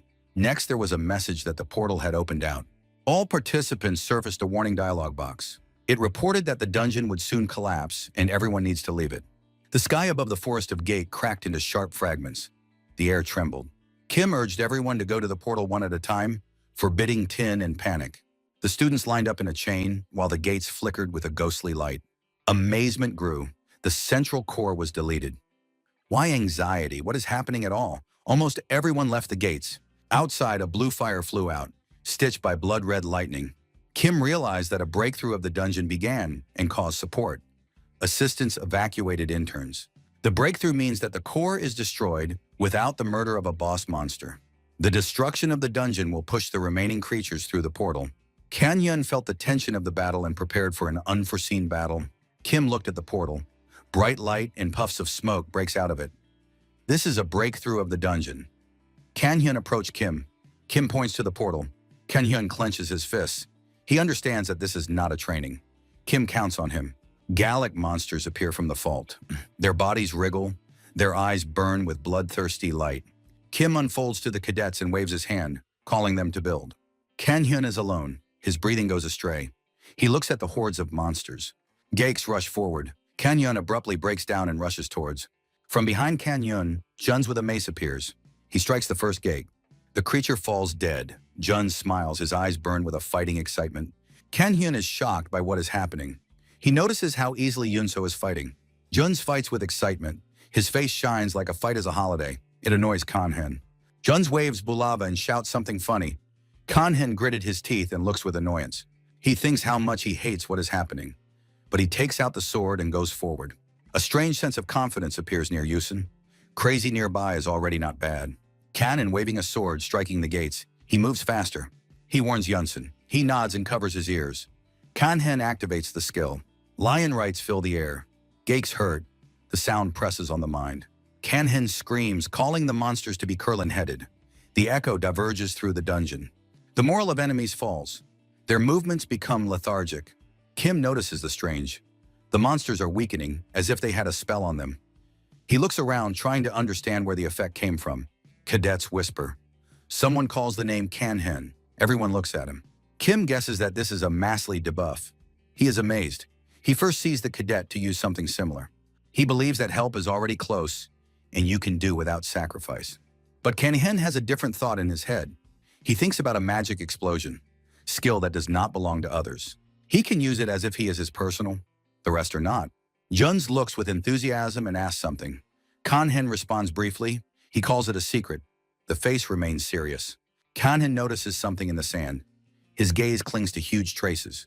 He calls Yunsen. He turns and both look at one point. A paw appears from the sand, huge with claws like blades. A mutant of Gate comes out of the portal. It is 2 times higher than usual. This is a boss. The monster growls, the sand trembles. Breathing becomes harder. Kim sees him from afar. The face frowns. There is no reinforcement yet. He assesses the situation. The boss went out too early. Junsun stands, squeezing the sword. His heart beats quickly. He sees such a monster for the first time. Juns is silent for a moment. Then his face is illuminated by a wild smile. He points to the boss and takes a step forward. He wants to fight. Kanhen protests. He also wants to fight. Both are charged to the battle. Their blood boils. The boss is approaching. Tomorrow is the ceremony of presenting diplomas. The academy is preparing for the event. Today, during training in the dungeon, an incident occurred. Kim confirms someone penetrated inside.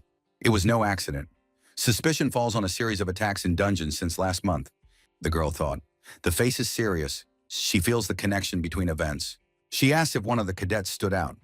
Kim answers. There were 2. They struck the mutant boss, Gake. The girl is surprised. She asks for details. Kim describes the first: monstrous power, speed, dexterity. It is reckless, but almost invulnerable. Regeneration makes it adamant. The tactics are chaotic but dangerous for any enemy. The second is the exact opposite, cold, accurate, cruel. The genius of the battle with reflexes on the verge of the impossible. But his cruelty is a frightening flaw. The girl grins. Praise is not in the style of Kim. She is interested in. Kim offered them a job. Kim reminds the instructor cannot sell students. The girl calls him stubborn. She smiles, but her voice is hard. She is the leader of the Dagon Guild, Khan Sayan. She asks him to return. Guild needs it. Kim agrees. He also feels something is wrong in this incident. Something is brewing. Tomorrow is a release. But the alarm does not disappear. The ceremony is completed. Graduates diverge. The last words of the director sound solemn. Kan Hyun stands in the hall looking around. He first sees this person. He always thought that Pa Nyan was the head of the school. Only he knew him from the leadership. The director leaves. A man in a suit politely bows and invites him to pass. Kan Hyun is surprised. He did not expect such luxury. Near the exit is a luxury car. Kan Hyun is lost. Juns calls him. He offers to give him home. Kan Hyun is stunned. He jokes that he was born with a golden spoon. He first gets into such a car. He feels not at ease. At that moment, he hears his voice from behind. Someone calls him by name. He turns around. Pa Nyan is suitable. The teacher corrects, his name Kim. Kan Hyun smiles. He thinks he came to say goodbye. Kim explains. This is not a farewell, but a formality. He mentions the award for help in the breakthrough of the dungeon. Kan Hyun is in shock. He wanted to hear something more, at least one word of gratitude. He screams after, reproaching with coldness. But Kim stops. The teacher looks directly at him. His voice becomes serious. He recognizes the power of Kan Hyun. He says they will meet again. Kim reminds, to be strong, not all. Responsibility is more important. Now Kan Hyun is awakened. His path is just beginning. Kan Hyun returns home and tells his sister about his potential. The sister answers without much enthusiasm, but sees the prospect in his brother. Kang Hyung decides to tame his arrogance and plans to pass all the dungeons tomorrow. He asks how to find the entrance and recalls that you need to look for points on the map. Sister mentions the radar application for the Awakened, where they publish data about raids. Kan Hyun jokes about the genius of his sister and understands that you can just look on the network. He used to spend time on the game, and his sister notices that because of this, he seemed to be stupid. The appendix contains dungeons, information about monsters, and an announcement of the set of groups. He notices that the Forest of Gake was then considered the dungeon of the rank F. Kan Hyung is sure that he will cope, and won, but he understands. It is better to assemble the team. He dreams of earn a lot of money and please his mother with expensive gifts. On TV, a reward is announced. For cleaning the rank of F, they give 20 million won. They talk about magic stones as a new source of energy and expensive trophies. The best raiders receive a huge monthly income, and this amazes the father of Kan Hyun. Parents are discussing the eldest son, who has already sent 10 million won to the family. Mother says that he bought a used car and now earns more father. She is nevertheless disturbed by rumors about injuries and deaths in dungeons. The father considers such a risk better than unemployment and believes in the prudence of his son. He recalls that before diving, you need to assemble a proven team. The family agrees that Yun has been distinguished by his mind since childhood and will not act thoughtlessly. In the depths of the caves, blows rattles. Kunyun destroys flushing tarantulas with quick chopping blows. His laughter is given an echo. The battle itself seems to him to be lightweight. The bodies of spiders fall in pieces. The poison hisses on the stones. Outside, nearby stands his Bentley. A brilliant body reflects the dim light of lanterns. The phone vibrates in the back seat. The screen burns a series of continuous challenges. At home, parents discuss their son's silence and decide to call in the morning. Mother goes to wash the dishes. Her father asks to get out in the room and not to raise the alarm, for sure he is already sleeping. They recall the strange gates that opened at the supermarket in their area. They decide to warn Hyun later. The expectation of state assistance stretches endlessly. Meanwhile, goblins and orc warriors fall out of the gate. Their growl is blocked by the noise of the street. A massive boss, green leather, and armor made of rough iron appear at the head of the detachment. The central core of the dungeon was removed, so the portal opened right out.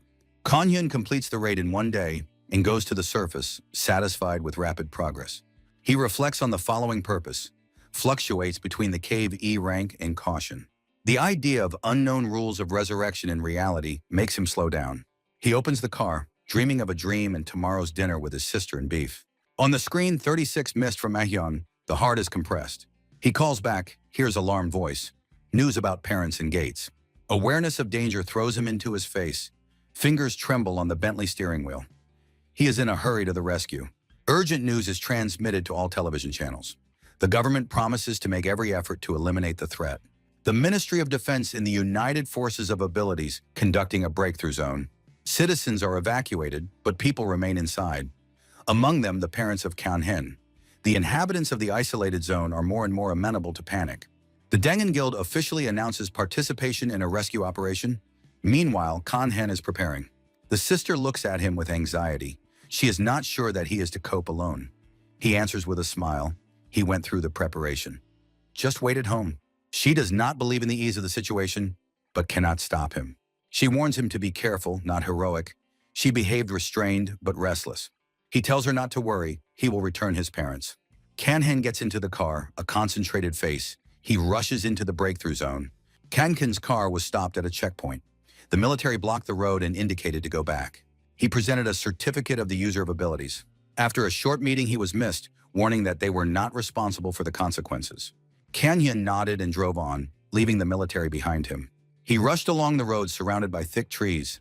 The calculations flickered in my head. There were about 2 hours to the target.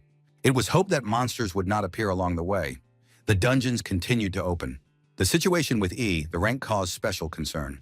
A boar suddenly flew out of the forest. His eyes glowed red. He crashed into the car. The glass cracked. The body was angry. The car turned upside down. Kanhyun got out. Blood flowed from his forehead. He raised his sword. In front of him towered a boar, the size of a truck. But the danger intensified. Dust appeared in the distance. Goblins approached. There were many of them. They were armed with sharp spears. Among them, warriors of large physique were distinguished. The forces were unequal. There was no time left. Kanhyun assessed the situation. A direct collision meant the loss of time, and the road was more important. He disappeared among the trees. Goblins attacked a boar. A fight began. From the shadow of the forest, Kanhyun heard his former enemy now fights with new enemies.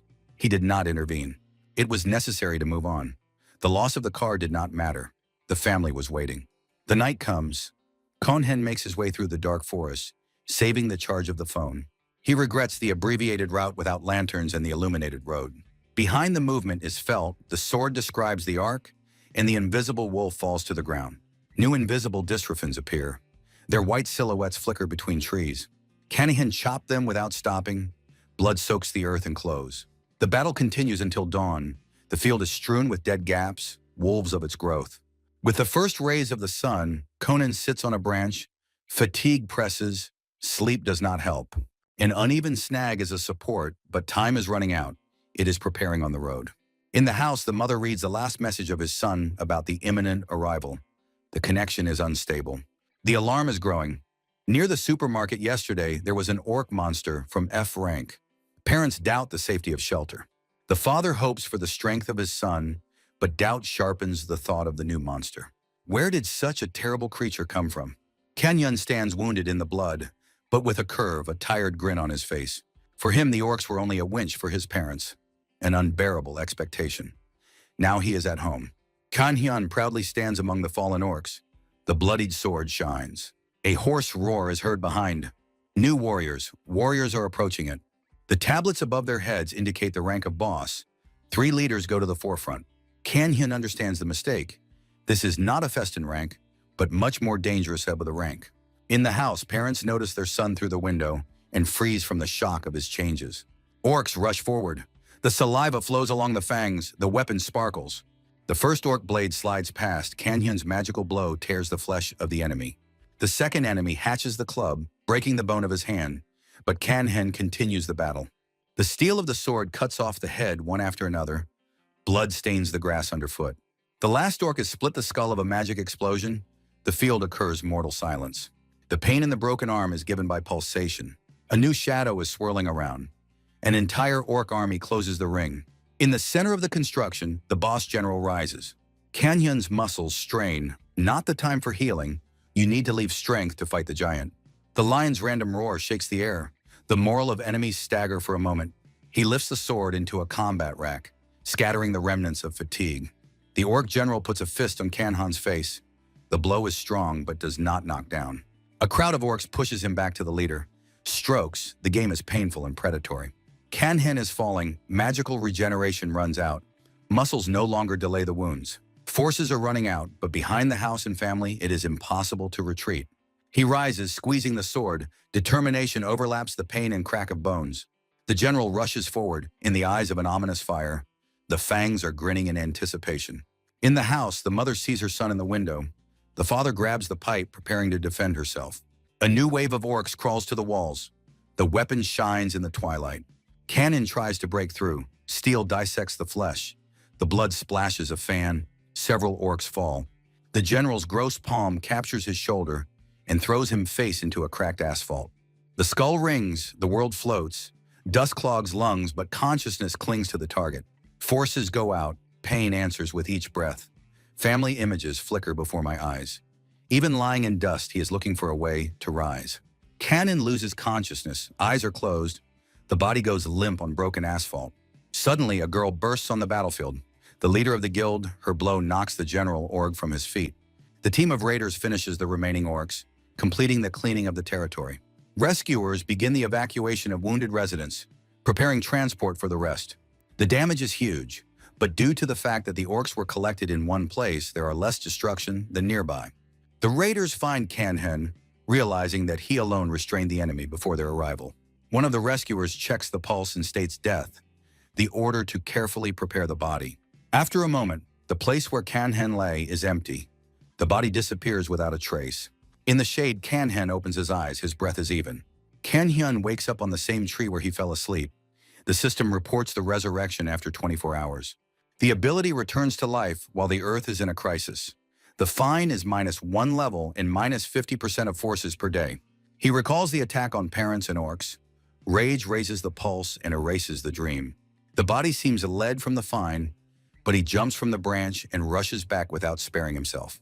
A 5-hour run through the pain ends in a hometown turned into scorched ruins. Broken windows, a distorted apartment, a knife sticking out of the floor.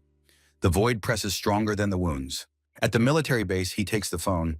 The connection with Aishin brings the news of a severe wound of parents. Father lost his hand, mother in a coma. Hope is mixed with oppressive guilt. 2 months pass. The Dangun Guild cleans the dungeons of the rank on the Hije Plain. Leader Khan Sayan announces the new dungeon of the rank of S. The threat gains strength. The sister is worried. Kanyon was dying 3 times a week, but he is not going to retreat. In the training raid, the team fights with murals. The overall level is growing rapidly. One cadet boasts of achievements and a plan to join Dangun to the 35th level. He calls the rest weak, but notes that his growth is a common merit. An unknown swordsman quickly sweeps along the corridor. Its speed affects the group. The figure rushes straight to the boss hall, ignoring the risk and warnings. The detachment fluctuates, choosing between caution and the need to follow the loner. Kanyon was surrounded by Muralirov warriors, numerous creatures crawling along the walls. At that moment, he activated the Vane's secret skill, received the day before.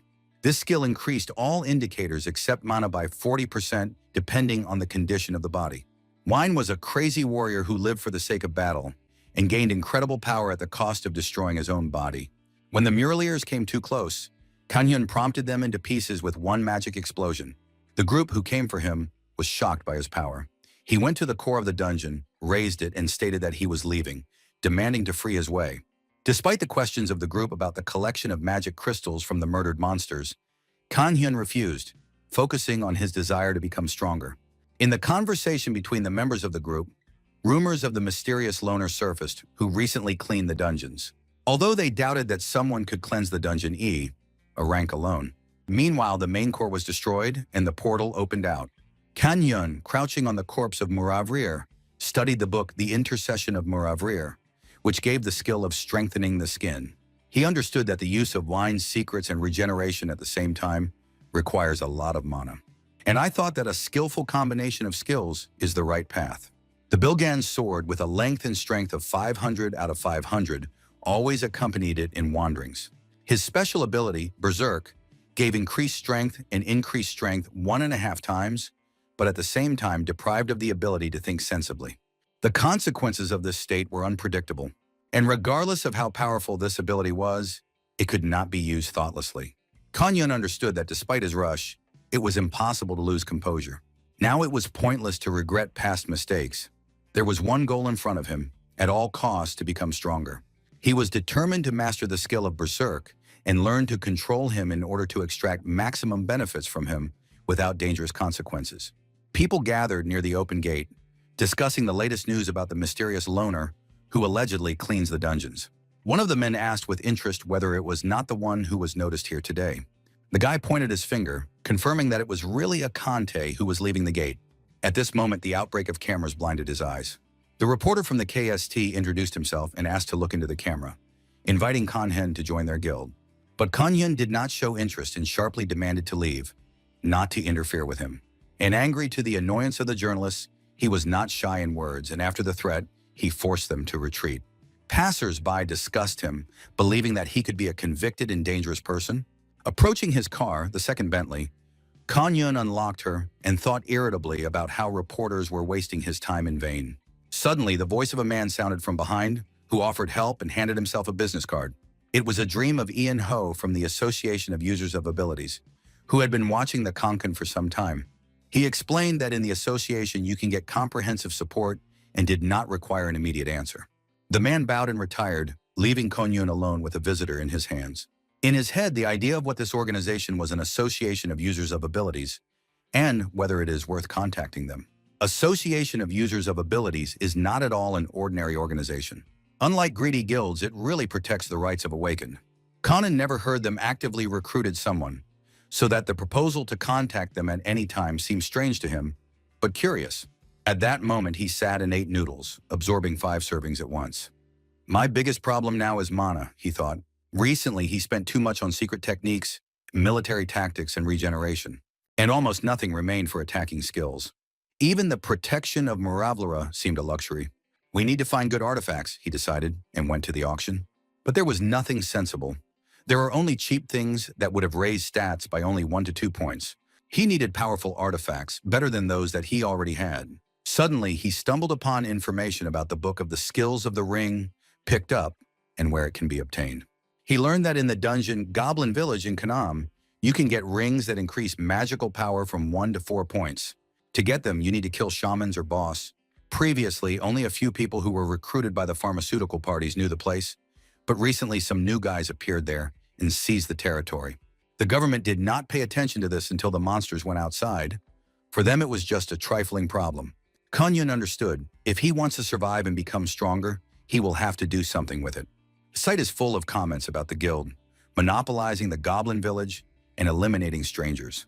Kanhyun does not see the guards at the gate, opens the portal, and the step with Shag enters the wooded location.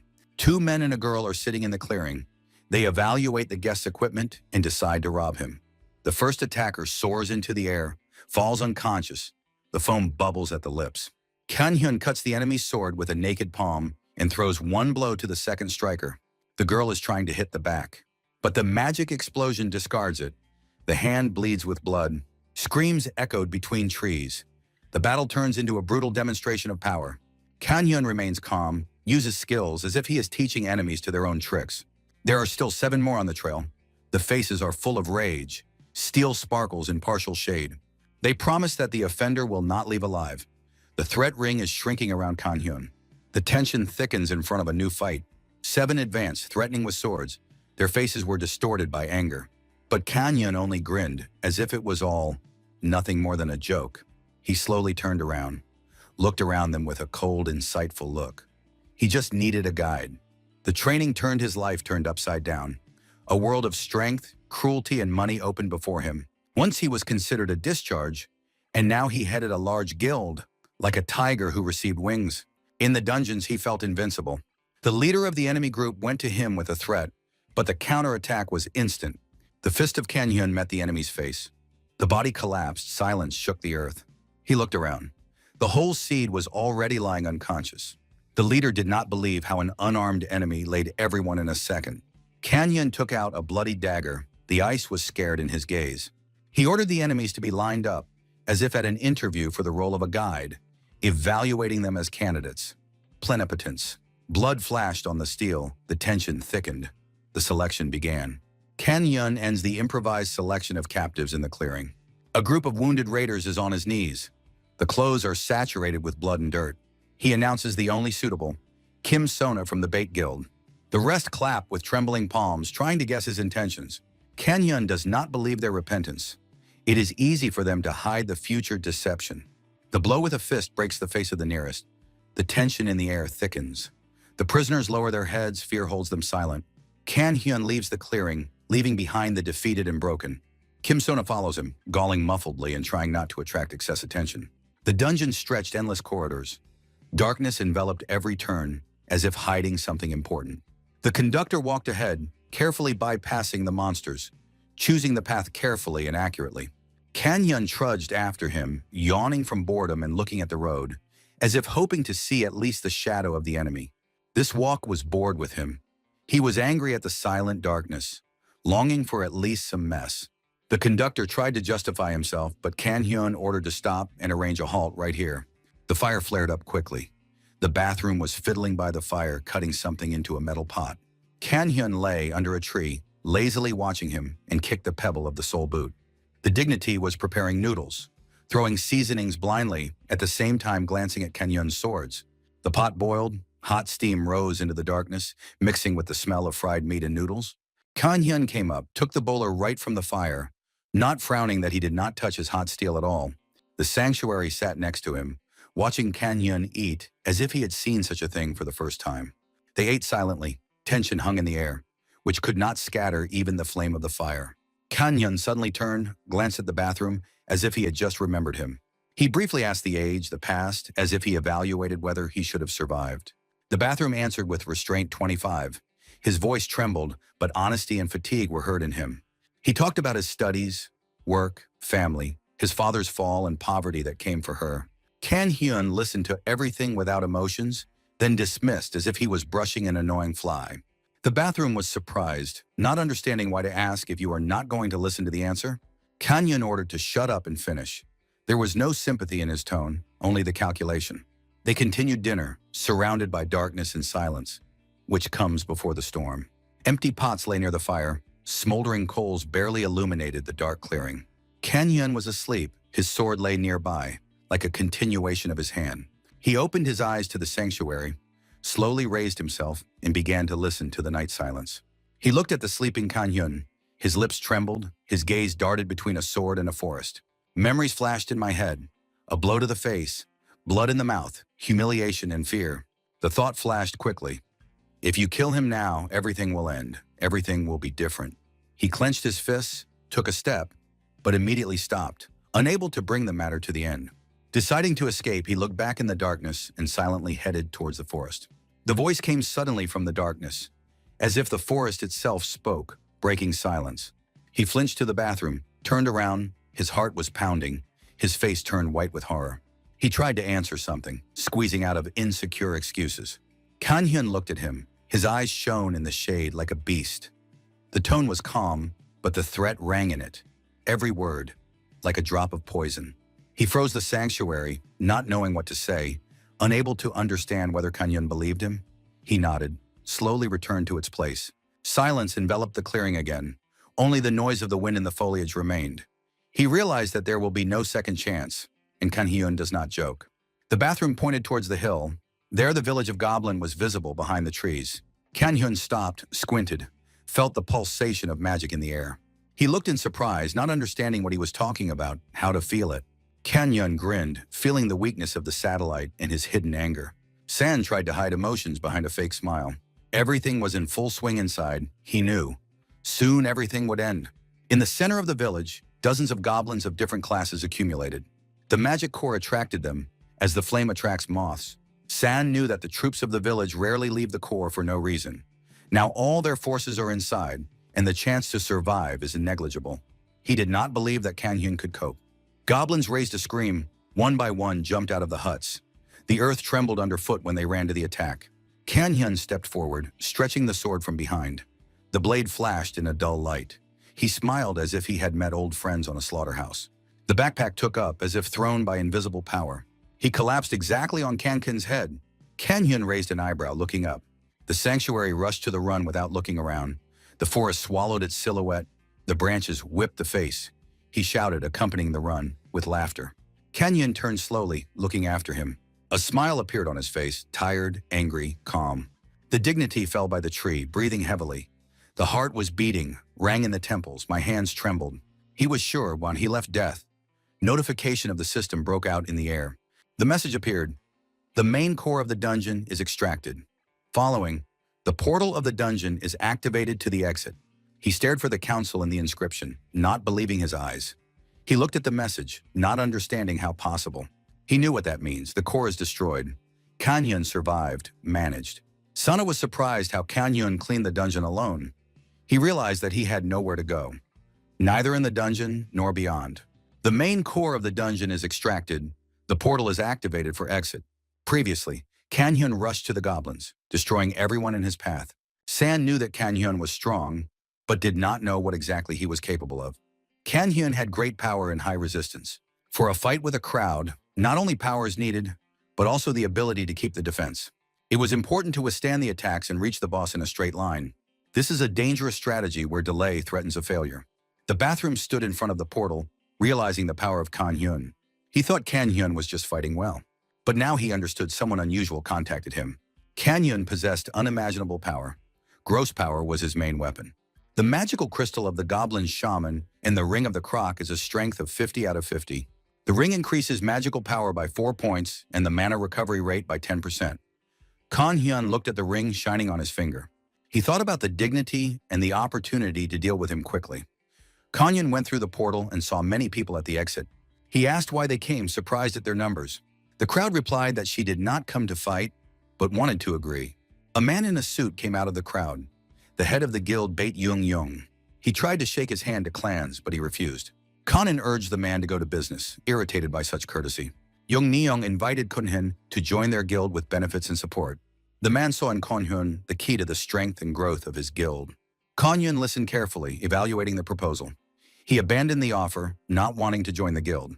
The man grinned, anticipating the refusal, and handed the business card again. Kanin took a business card, carefully looked and tore it into 2 parts. The head and crowd looked in surprise at his daring behavior. Konyun laughed and said that he was not as a weakness as they thought. He mockingly asked if the head was furious and offered to fight. The man abandoned the fight, recalling that they came for negotiations. Konyun objected that there would be no other time for discussion. He compared the situation with crawling cockroaches that climb everywhere. San thought that Konyun, although crazy, was clearly cool and confident in himself. Sana looked inquiringly at the chapter, expecting further actions. Kanyun got into the car, thinking about the recent battle and the exhaustion of mana. In this state, he was a slight target. He forgot about the dignity. Anger grew due to the actions of the guildmaster. Sun volunteered to accompany Kanyun, helping to prepare for a dangerous meeting, one of the guys said. The guildmaster shouted, demanding to file a sword to punish Sun. Sona was on his knees, fearing and begging to spare his life. The guildmaster asked if Sun was ready to fulfill any of his condition. Does he want to live? Sona cried, agreeing to everything, but the guildmaster pierced him with a sword. The guildmaster called Sona as a traitor and kicked him with his foot, as such as he hoped to stay alive. Sona fell into the portal, which immediately closed. The crowd watched what was happening in complete shock and tension. The guildmaster summoned the deputy to find out the identity and plans of Kanyun. The deputy confidently accepted the order, wiping the sword from blood. The deputy reported that the surveillance of Kanyun has already been organized. The car with the driver quietly followed Kanyun in the back. The guildmaster grinned, not believing in Kanyun's refusal from his proposal. He said that the pressure would increase if the relatives of Kanyun suffer. The guildmaster promised to press Kanyun to understand the seriousness of the situation. He thought how long Kanyun could withstand such pressure. The sister asked what he would be for dinner after a long day. Kanyun said that first you need to pay for your mother's sick leave. The beef restaurant was filled with the smell of fried steaks on the stove. The sister was surprised that the unemployed graduate so often buys an expensive beef. Kanyun replied that spending money on food is the most important thing. Sister offered to help fry the meat, extending her hand. Kanyun asked about her mother and her condition after illness. The sister said that my mother is recovering and could wake up soon. He was glad. Sister noticed his rare smile. The sister accused him of constant frowning and the absence of a real smile. Kanyun insisted that he was smiling all the time, but his sister did not mean the smile of a psychopath. Suddenly, Kanyun grabbed his stomach and said that he urgently needed a toilet. The sister recalled that the meat was almost ready and asked for it quickly. Kanyun hurried to the men's toilet, thinking that these were the consequences of 2 days in the dungeon. There it was bad with the restroom. Leaving, he saw a man standing near his sister, who turned around and bowed to him. The sister asked if he knew the man. He introduced himself to his acquaintances and handed the note to Kantakun. Conan was surprised, not understanding who the person is and why the note.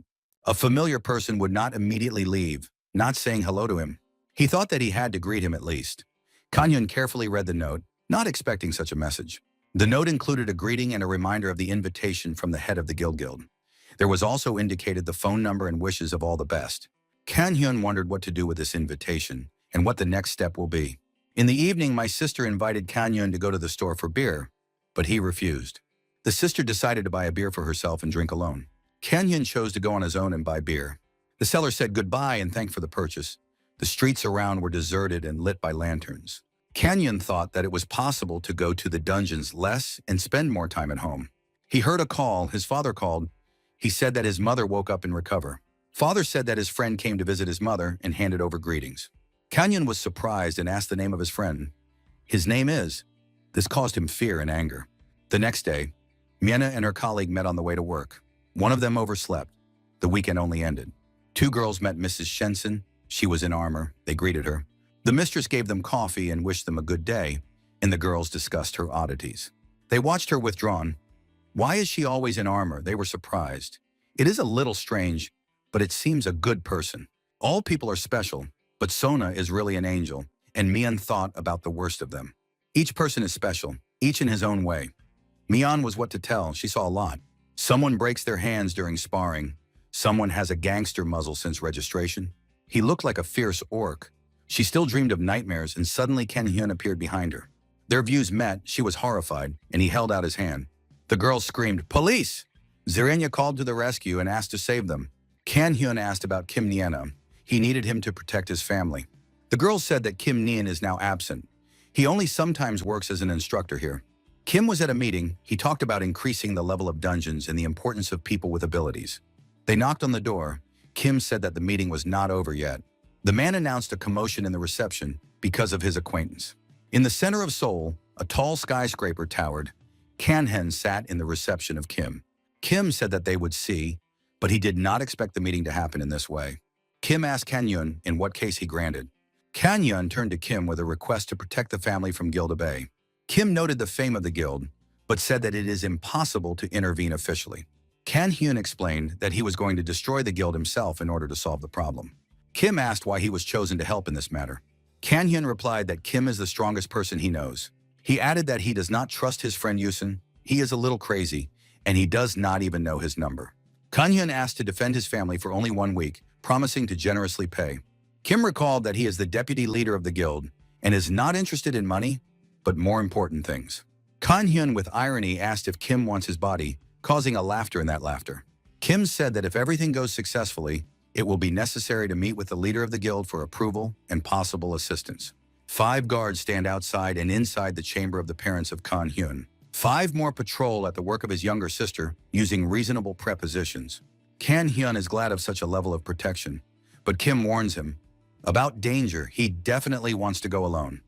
There is a lot of people in the Guild of Bait. Kan-hyun thinks and notes that their guild is larger in size. But Kim reminds that the strength of the guild is not the size of the building, but the fact that they control many dungeons. This means that the Guild Bait is strong despite the modest building. Kim also recalls that after receiving a note, Kan-hyung immediately contacted the guild, and most likely they gathered all his strength. A sudden attack may work. Kan-hyun recalls that he agreed to meet and made it clear that the family's safety for him is in the first place. Thanks to this, he won the time to hire Kim. Then Kan-hyun takes out his wallet and gives Kimu, asks to park the car at the house but does not reveal all the plans. He promises to return alive and healthy by tomorrow and leaves. Kim remains at a loss. Bait met Kon-hyun with emphasized solemnity. There were many people in the hall. The atmosphere resembled a guest of an honored guest. Kon-hyun smiled but was inwardly alerted. Such a magnificent meeting seemed to him ostentatious. According to the reaction of the head of the guild and his environment, it was clear they intend to show that now he is part of the family. However, in the mind of Kon-hyun, a different meaning of this word played. Family turns into shackles. This thought only strengthened determination. He activated his strength. The lion's roar of rage. Magic rushed down, hitting the floor. The flash blinded everyone, causing panic. People shouted, tried to hide. The chapter realized Kon-hyun destroys the floor, despite the metal reinforcement under the coating. He used Wine's secret technique, giant power. One powerful blow split the reinforcement. Paul began to crumble. People fell along with the debris. They were littered with pieces of concrete and metal. Conan with satisfaction observed the effect of destruction. At this moment, another ability was activated. The cover of Manhwa Recap. His skin was strengthened, becoming firmly as armor, providing additional protection in the event of a counterattack. The head of the guild approached, offering Kan Hyun prudent cooperation. Kan Hyun heard about his partnership and grinned inwardly. The devil was already crossed. The leader apologized for the visit to the family, hinting at the benefit of joint force against Dangon. He dreamed of overthrowing Kanseon and get higher, expanding the influence outside Korea. Kan Hyun in response appreciated the words as dementia, comparing them with teenage delirium. The head boasted of 200 members of the guild, inside the building and thousands around the country.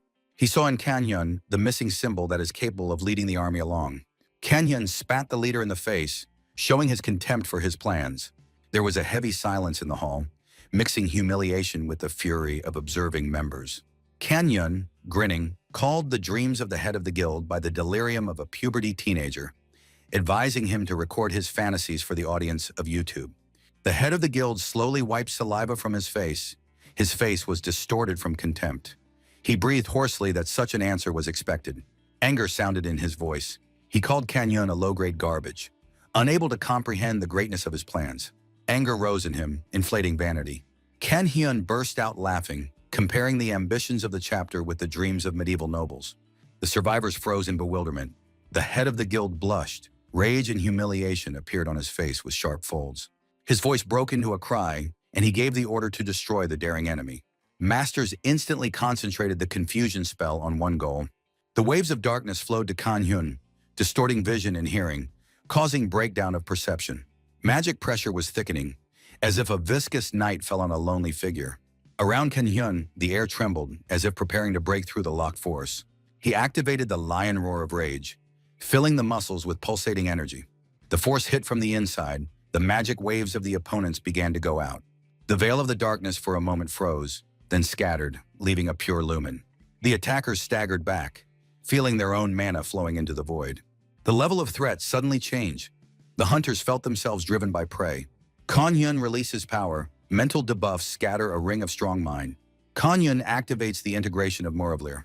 Heightened armor covers the skin and extinguishes spells. The head of the guild growls, demanding an immediate attack. The fighters form a new wave of magical pressure. The figures of opponents jump from the destroyed floor, trying to get closer through chaos. Through the veil, only flashes of steel and crumb of concrete under the blows are visible. Kan Hyun meets the attackers with accurate dissection. Each wave makes the next one.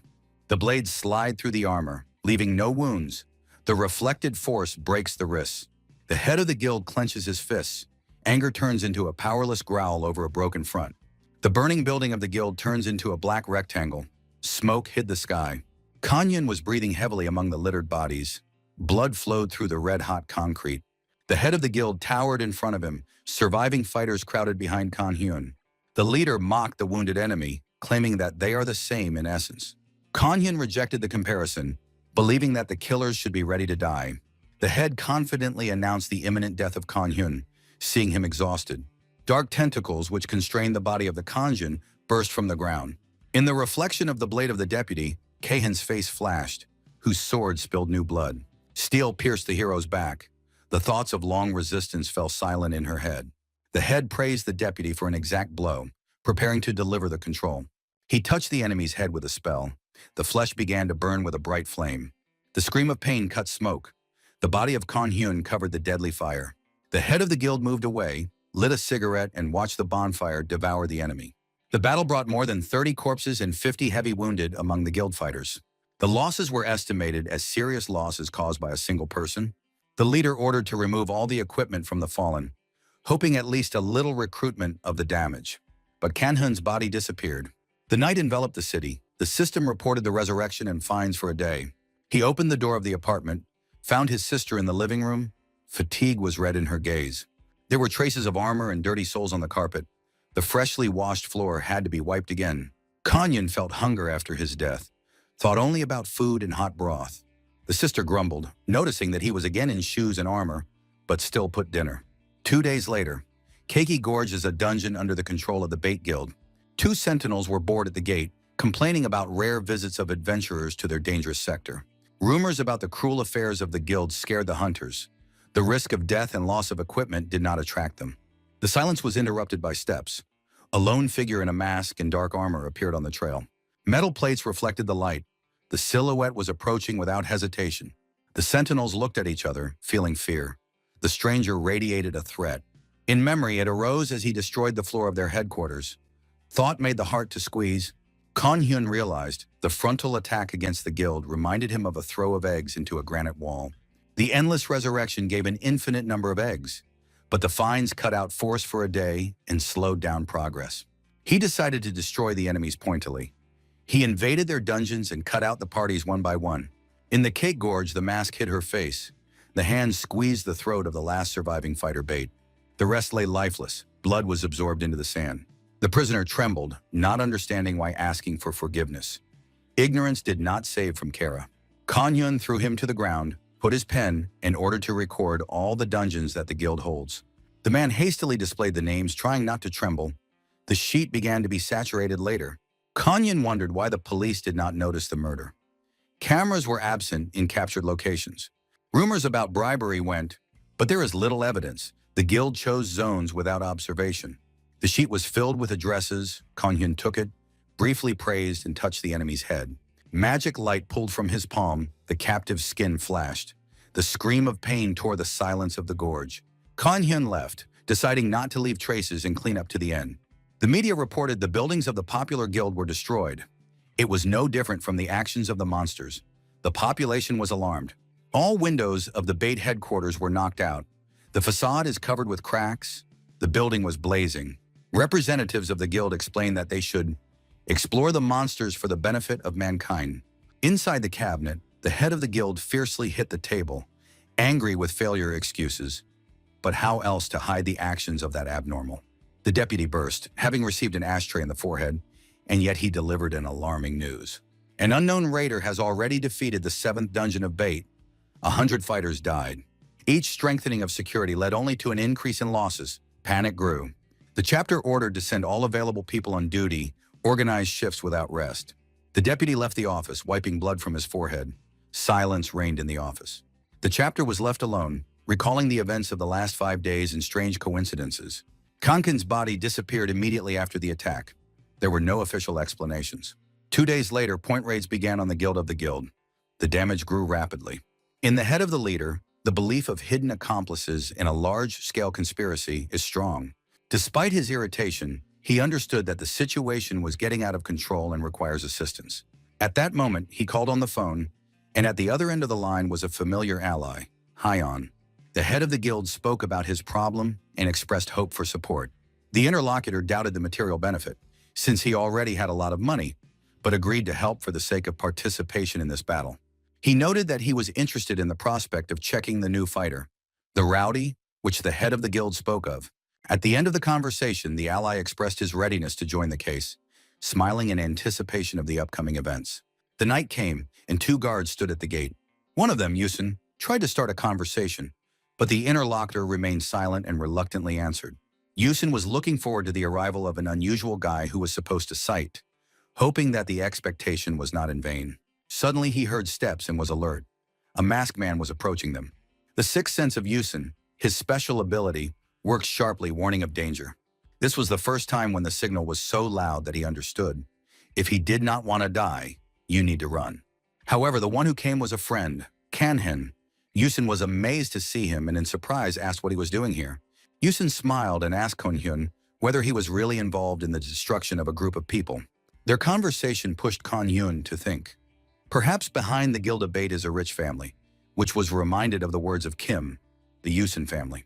Kan Hyun brought the sword to the Yusin's throat, tried to find out if he was working for the guild. Yusin did not want him to equal him with this garbage. Kan Hyun in response mockingly doubted this, asking why Yusin was here.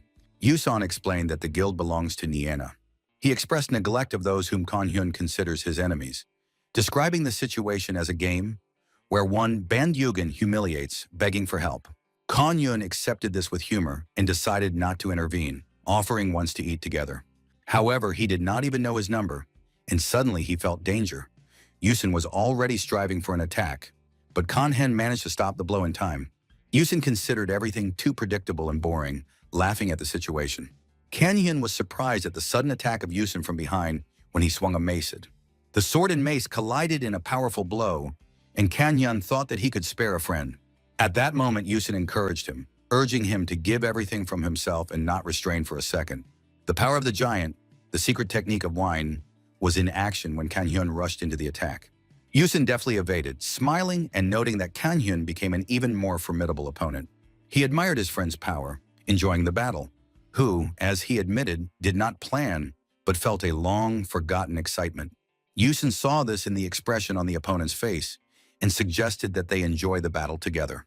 Suddenly, the deputy tried to intervene, but Sayun easily threw off his blow to the mace, causing surprise to Kanhyun. He realized that they were lying allies. Yusin regretted that he had to kill him, because he really wanted a worthy of fighting Kanhen. The whole mood was gone. Kanhyun expressed irritation to Yusan's behavior, but he explained that he did not want him to hate him. The conversation smoothly went to Jung to Niena, the illegitimate son of an influential chairman, whose arrogance was the cause of tension. Kanhyun was not going to allow to influence his actions and intimidate his enemies with the influence of his enemies. He turned around and was about to leave, urging not to waste time on empty conversations, advising Yusun to relax. However, Yusin detained his friend, declaring his desire to join and observe Chan's reaction, anticipating future conflicts. He would see him to see how he will rage. The head of the guild shouted, holding his head. 3 more dungeons were plundered, but Yusin did not answer. He was indignant at the futility of his subordinates, breaking everything around. It seemed that he did not understand why he was paying these idiots. Did he ask a lot, just to kill one guy in order to end the enemies? He ordered to collect all the members of the guild, no matter how much time it would take. Diseases, death, relatives, everything should go into the background, and everyone was obliged to be in place.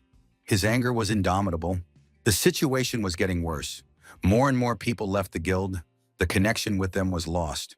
The deputy proposed not to threaten relatives so as not to provoke an even greater outflow, but the chapter was adamant. It was necessary to force everyone to obey. In the midst of a crisis, an unknown subscriber called a mobile. The voice turned out to be familiar. The conversation clarified a lot. Guild bait is now under a powerful press. Everything can be easier than he thought. Judging by the rumors, someone seriously prevented the bait guilds from working, and the situation looked suspicious. Yusun and Kanhen carefully read comments. Despite the fact that Kanhen was doing this for only a week, he decided that the time had come to put all this to the end. It is a pity that fun is coming to an end, they thought. When Yusun asked about the future finale, Kanhen whispered something in his ear. The Yusun's reaction was instant. He called Kanhen abnormal. The head of the guild read a message about the meeting scheduled for tomorrow at 6 in the evening in the dungeon of the Disrungen Forest on Mount Sosan with a noble robber. He anticipated how he would remove this impudent face with skulls and hang it in his office. People around were whispering about the need to be careful, but not to come was too risky. The head with difficulty accepted the idea that he would have to take such worthless people with him, all because of one guy. He recalled a telephone conversation. They used to offer help, but soon refused, leaving the chapter in confusion. The man said he washed his hands and advised us to rely on his own father, throwing the phone. The head of the guild realized that this person was even worse than Yusun. Even it was difficult to call him a man. He burned a letter covered by anger and bitterness, anticipating an imminent reprisal against arrogant enemies. Meanwhile, a meeting was held in another place. Where the topic of the day was discussed, the guild bait gathered its members, including Hyun. The conversations were about the fact that the help from the allies should not be expected, and if the guild perishes, Mr. Choi would not intervene. But if Hyun Sansa dies, the guy objected. Choi demonstrated force, causing magic tentacles who grabbed the man by the throat, lifting into the air. He was not going to see about anyone. After that, the man was released, and he fell on the sofa, trying to catch his breath. He was ordered to do his work and attract new facilities for financing, an order he perceived without objections. Dunji Dungeon. The Retrupanov forest was anxious. A group of people came out of the gate. All of them were members of the guild bait. The leader in exasperation specified time, and having heard that the arrows showing 6 hours, 3 minutes, he could not restrain his annoyance. He was angry. The one who scheduled the meeting was late. Perhaps in vain they came. Suspicion was in the air, and he ordered everyone to be alert. No one knew whether their ambushes were waiting or everything that was happening was only an empty threat. Suddenly, the deputy gave an alarm. A moving point appeared in the distance, behind which a trail of dust stretched. Everyone turned there, and soon the figure became distinguishable. It was Kan Hyun. He fled, and a flock of the Distrupans was moving behind him. The head of the guild did not immediately believe his eyes. The thought of a possible double flashed through my head, but too much in this appearance was real. He understood. In front of them exactly the one whom they had long considered dead. Thoughts swept in the head with a whirlwind. Kan Hyun is really alive, and judging by the expression, he knew why he had come. Kan Hyun raised his hand, demonstrating the cub Denrupan as a strange gift. The crowd of the guild was surprised. In the hands of the enemy was a fluffy baby. Kan Hyun sharply threw the cub into the center of the system, turning the mercy into a flying shell. One of the fighters rushed forward, discarding the spear to catch the animal. The kid fell right into his arms, causing a surge in tenderness and relief. Another part of the detachment was outraged by the cruelty of the enemy, reproaching him in inhumanity. The head of the guild interrupted them, recalling a real threat. Behind Kankan, the whole flock of angry Drapans, inflated by abduction, moved. Their roar mixed with a clang of weapons and a panic noise. The earth trembled with hundreds of paws. The forest reflected an echo of an evil choral roar. The fighters realized the cutie became a bait, turning the field into a lethal trap. The enemy used a live throw as a tactical move, tearing the construction. The defense turned into a random indent. Kan Hyun shouted a new mockery and threw a bag full of children of the Destrupinov into the crowd. The bag opened in the air, and the Destrupans scattered over the fighters, like live rain from cuties. While the crowd was rushing about, Kan Hyun lifted his sword and rushed into attack on the head of the guild. The blade flashed, but the enemy managed to retreat. In the next instant, the Destrupans have already digged into the fighters, preventing them from moving and defending themselves. They came for their cubs, and they will not spare anyone. Using chaos, Kan Hyun turned and disappeared into the forest with a slight grin, wishing the enemies of good luck. The head of the guild screamed furiously, looking after him. The idea of how difficult it is to cope with the D-troops because of their ability to become invisible, due to their ability to torment him. And now the combat system is also destroyed. All the tactics went to dust. Magic barriers burst under the onslaught of animals. The soldiers scattered, confused. The head of the guild, covered by rage, ordered to retreat. Panic instantly covered the ranks. Someone from the crowd with relief noted that he was in the rear, where the chances of surviving above. The crowd, distraught with fear, rushed to the portal, pushing each other in an effort to get out alive. A man came out of the portal. His appearance made everyone stop in a daze. It was Yusin. He slowly straightened up, holding a mace behind him. Immediately for a second, he brought a weapon and crunched it with a crunch on the first in a row. Those who were closer. Blood sprinkled to the sides, screams of pain tore the air. The bodies of people scattered around, turning the exit from the dungeon into a real nightmare. The path to salvation instantly turned into a trap. Soyeon, covered by excitement, waved a ballade with fury, crushing everything around. His eyes burned with madness and enthusiasm. He enjoyed every moment of the massacre. A panic reigned in the crowd. From behind the back, there were screams for help, screams of horror and prayers for mercy. The head of the guild stood nearby, bewildered and tense. He tried to realize what was happening, while the chaos around was only growing. Thoughts rushed. Yusin betrayed them. But when exactly this happened? How he managed to spend them all? It was a complete failure. He felt everything collapsed. A desperate hope flashed in my head. Maybe there was still some way to escape. Turn everything back. At least one. The slightest chance to survive. The head of the guild looked at Kan Hyun, who fought with his fighters. Anger overwhelmed him. Everything went too far. Thoughts were confused. He is tired. They became more and more, and it seemed that they did not end. He clenched his fist and he caught fire with a flame. Kan Hyun at this time inflicted a mortal blow to the enemy. Suddenly, Kan Hyun heard a cry behind him. The head of the guild fled to him.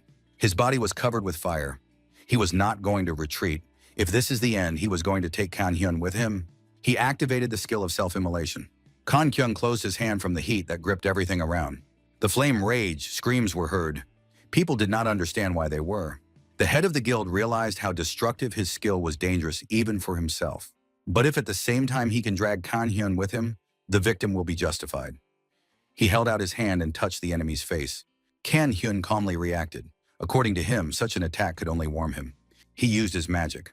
The stream of force through the head of the guild, and he, bleeding, flew on the ground, stopping at the body of a dead wolf. He settled without strength. Kan Hyun ordered him to sit and watch. After all that happened, there could be no peace. Now his fate is to observe the death of his own people, The head of the guild sat on an empty battlefield. Everything around was dead. Consciousness swept madness, and his laughter spread through the fading meadow.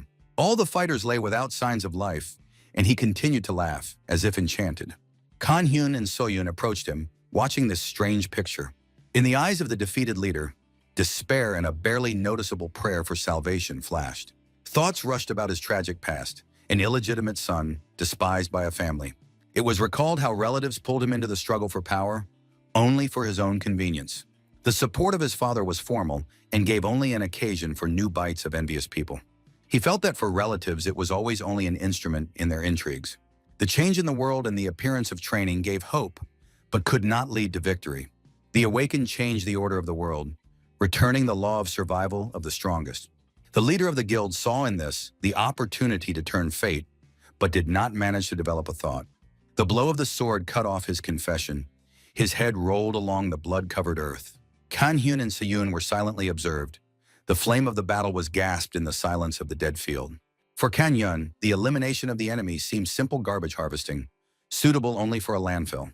The feeling after revenge turned out to be empty, as if sulfur stuck from his ear. Relief without emotions. So-yun grinned when he heard the next unsuccessful metaphor of Kan-hyun. Kan-hyun thoughtfully examined the battlefield, littered with bodies. He sorted out in his head what to do with trophies. So-yun refused to pray. He had enough money. Then Kan-hyun decided that all the remaining would go for sale. Early, the money did not really bother him. The income from the dungeons was more than enough. But now he clearly understood. One's strength and personal resources are not enough.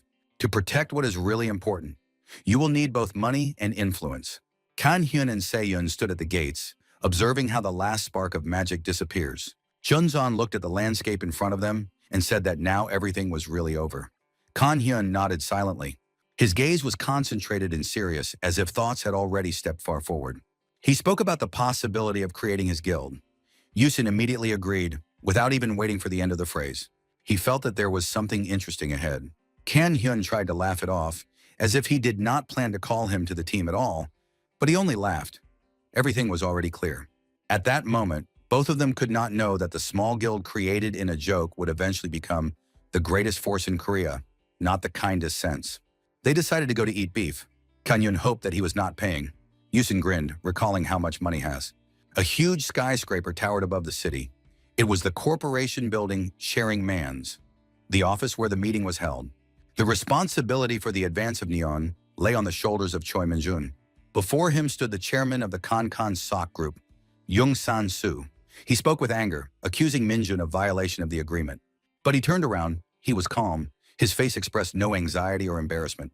Min-jun reacted with cold neglect. He doubted the very fact of violations, faintly surprised. San-soo violently retorted, recalling that a week has already passed since the disappearance of his son and members of his guild. But the interlocutor only shrugged. His answer was frankly cynical. He called his son San-soo with a garbage, who had no abilities, and his very appointment, a whim no more. Young San-soo was furious. His voice broke with anger. He gave the order to destroy Min-jun. A second later, all the guard rushed forward. Min-jun remained sitting on the couch, absolutely calm. Shva opened his eyes and activated his strength. Huge red tentacles appeared from his body, who instantly grabbed all the attackers by the throat. They began to scream from unbearable pain, panting, unable to breathe. The tentacles lifted them into the air, not letting them come to their senses. Shiva-yu came up to the chairman of John closely and with icy calm recalled the concluded contract, having stated that he had fulfilled it as far as possible and asked what the claims were. Jung tried to object, but his words were quickly interrupted by a strict warning. If this is repeated, a serious answer would follow. After that, Sheva smiled sweetly, the tentacles disappeared, and the attackers collapsed to the ground exhausted. He expressed satisfaction that the issue was settled and reminded of the need to pay the promised money until the end of the day. At the same time, he was interested in who exactly dealt with Neon. The guild Bait Palais, and the sudden disappearance of such a large organization caused a storm of rumors and speculation. The media and adventurers excited the public, discussing whether it was true that Bait was destroyed. There were hot discussions, people disappeared in the dungeons, and all this was associated with the struggle for power and the appearance of a maniac. The growth of threats in dungeons and the probability of the appearance of criminal organizations became more and more real.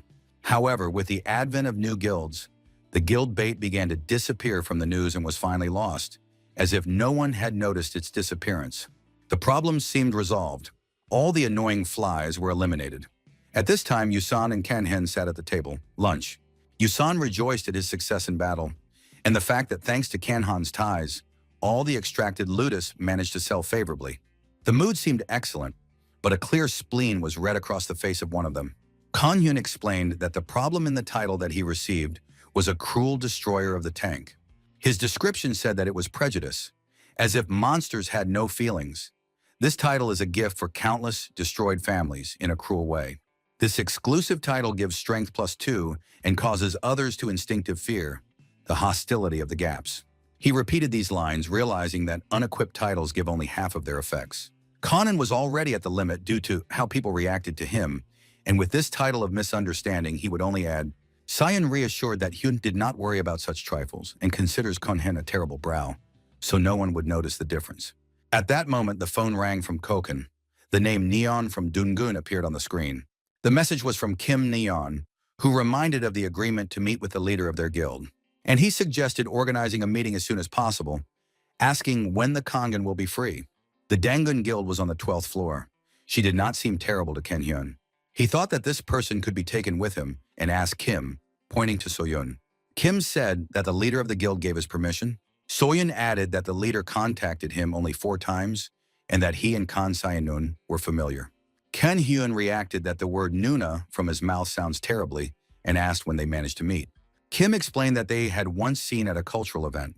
Kanyan was surprised who Kan Sayanun was and noticed that she seemed to be also one of those who had trained, and he, despite his training, remained overboard. They approached the reception room.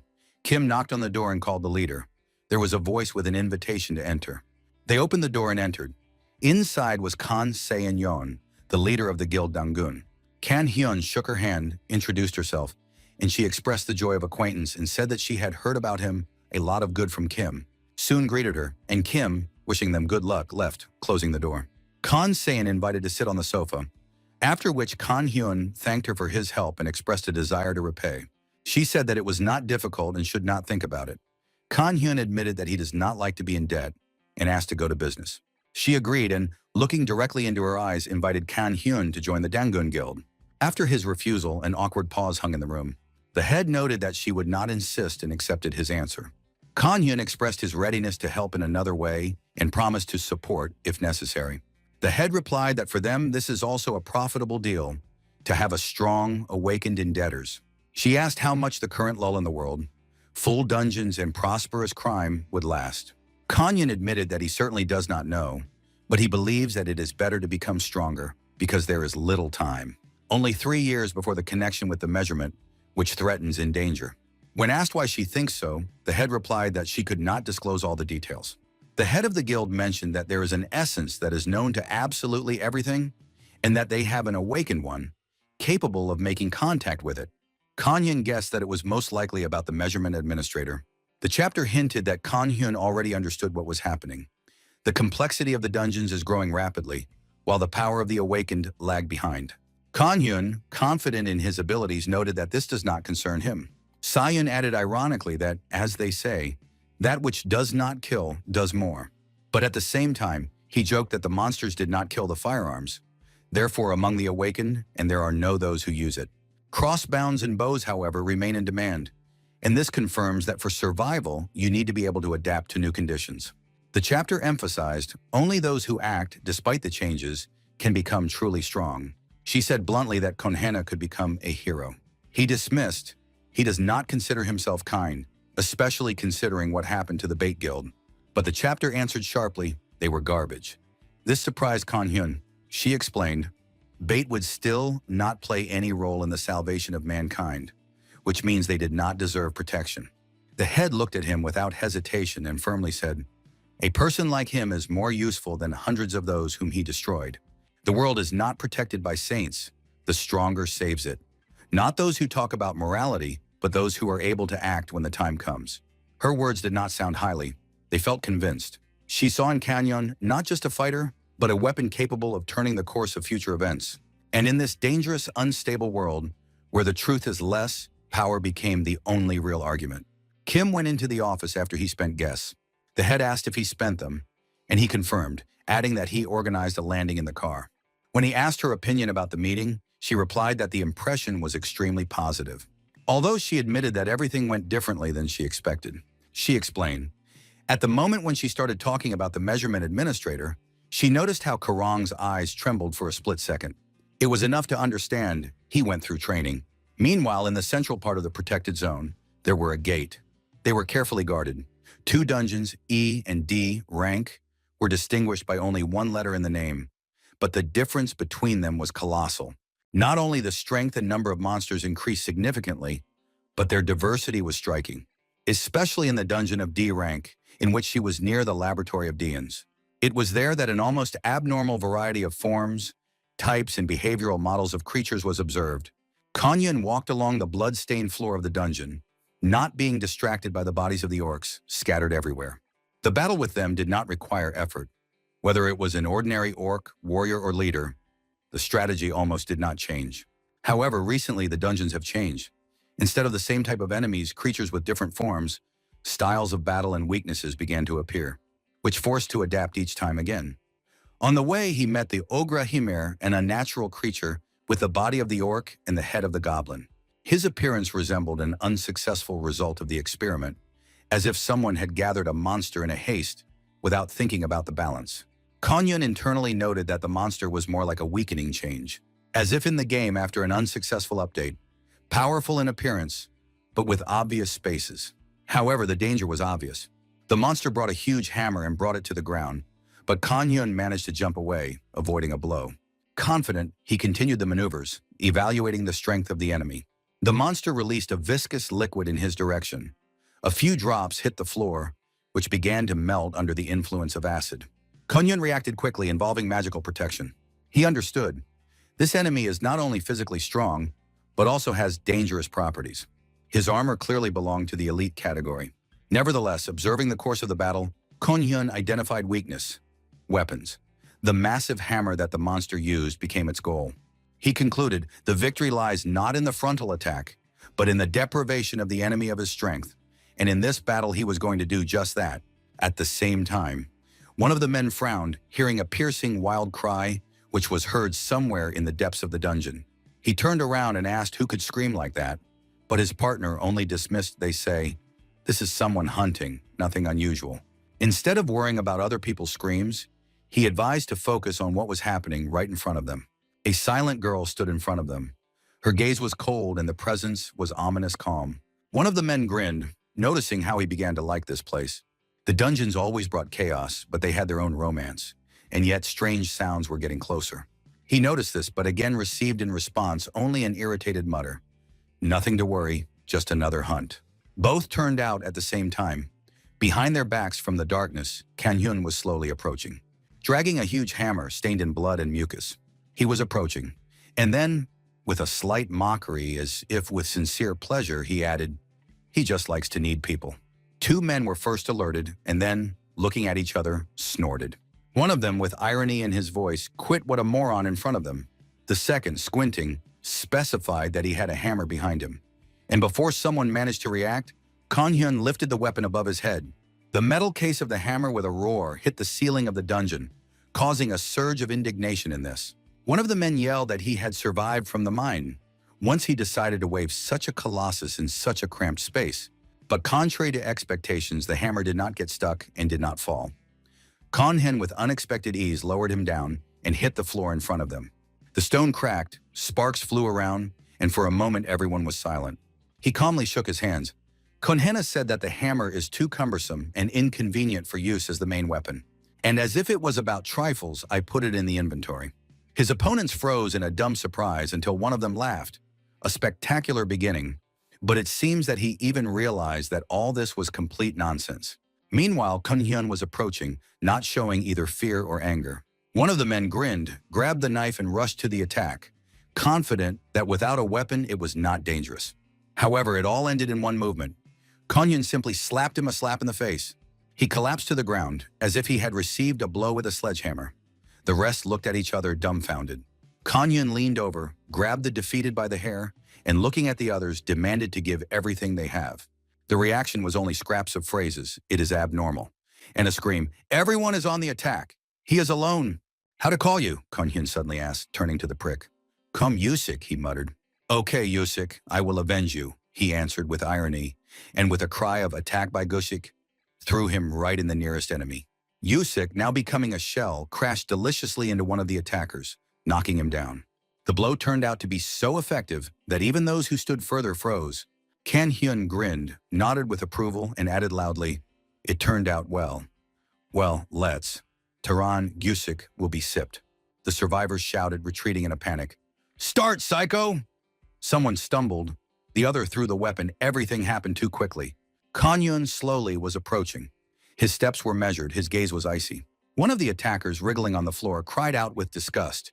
"Phew, damn, his lips touched me." And the other was already squealing, "Save! Help!" They lost their self-control, forgetting about the pride and power of numbers. Panic crushed them. Aside, almost without moving, the girl stood. She obviously did not participate in the massacre. Her face was pale. Her lips were clenched into a thin line. She was left alone. Neither weapons are in their hands nor the desire to intervene. She silently looked at what was happening. Kanyan glanced in her direction, wiped his palm on his pants, and as if just completing the routine task. Kan-hyun appreciated that all this took more time than he expected. The girl who was silent before came closer and thanked him for his help, noting that thanks to him she escaped troubles. Kan-hyun calmly dismissed, explaining that the murder of people is his hobby and that he did not need to bow. She introduced herself as Shin-sona, and with a slight smile asked how to contact him better. He replied embarrassed that he was just Kan-hyun. The girl seriously asked what to do to become as strong as he is. Her gaze became thoughtful. It was a historical moment. The third joined the two worst discharge of Korea, but this became known later. He repeated her question, doubting that it was difficult, and said that for this you just need to try. However, he noted that not all efforts lead to the result. Kunhyun said that sometimes you need to try to death. Literally. It sounded strange given his ability to resurrect. He advised her to protect herself and decide whether to leave enemies alive. Leaving, he suddenly stopped, looked around the corner and asked if she could get out. She replied that it was unlikely. Conan was surprised. Usually in such cases, they ask for help. The girl admitted that she was not ready to help yet, but offered to accompany him during the laid, having promised to quietly collect magic stones and not interfere. He expressed doubts because of the danger, but she assured that she could take care of herself. After a small pause, Kanyan agreed, deciding that let him go with him. Kanyan walked ahead among the corpses of monsters, and the girl walked behind, collecting magic crystals. She showed secrecy skills and acted in battle as support, shooting at enemies. Without interfering with the rear, taking on all the work to collect magic stones, which greatly facilitated the battle. When Kanyan asked what she would do next, the girl replied that she was going to go through the dungeon to the very end, despite the enhanced energy of the boss in front. Suddenly the message appeared, the main core of the dungeon deleted. The portal is open to the exit from the dungeon. Kanon was surprised to climb forward, but then thought he felt the energy of the boss. It was a breakthrough of the dungeon. Meanwhile, the news reported a breakthrough into the Durang dungeon. At the same time, several dozen dungeons opened within Seoul. What caused the third large-scale influx of monsters? Called the invasion of monsters. Experts suggested that this is an organized terrorist act, significantly different from previous incidents, which already forced the government to attract the army. At the headquarters of the leader of the Alliance of Users of Coven Abilities, Donva reported that preparation for actions was completed, and the breakthrough occurred precisely in the Durang dungeon, located in the laboratory of Daeons in Kyogyud.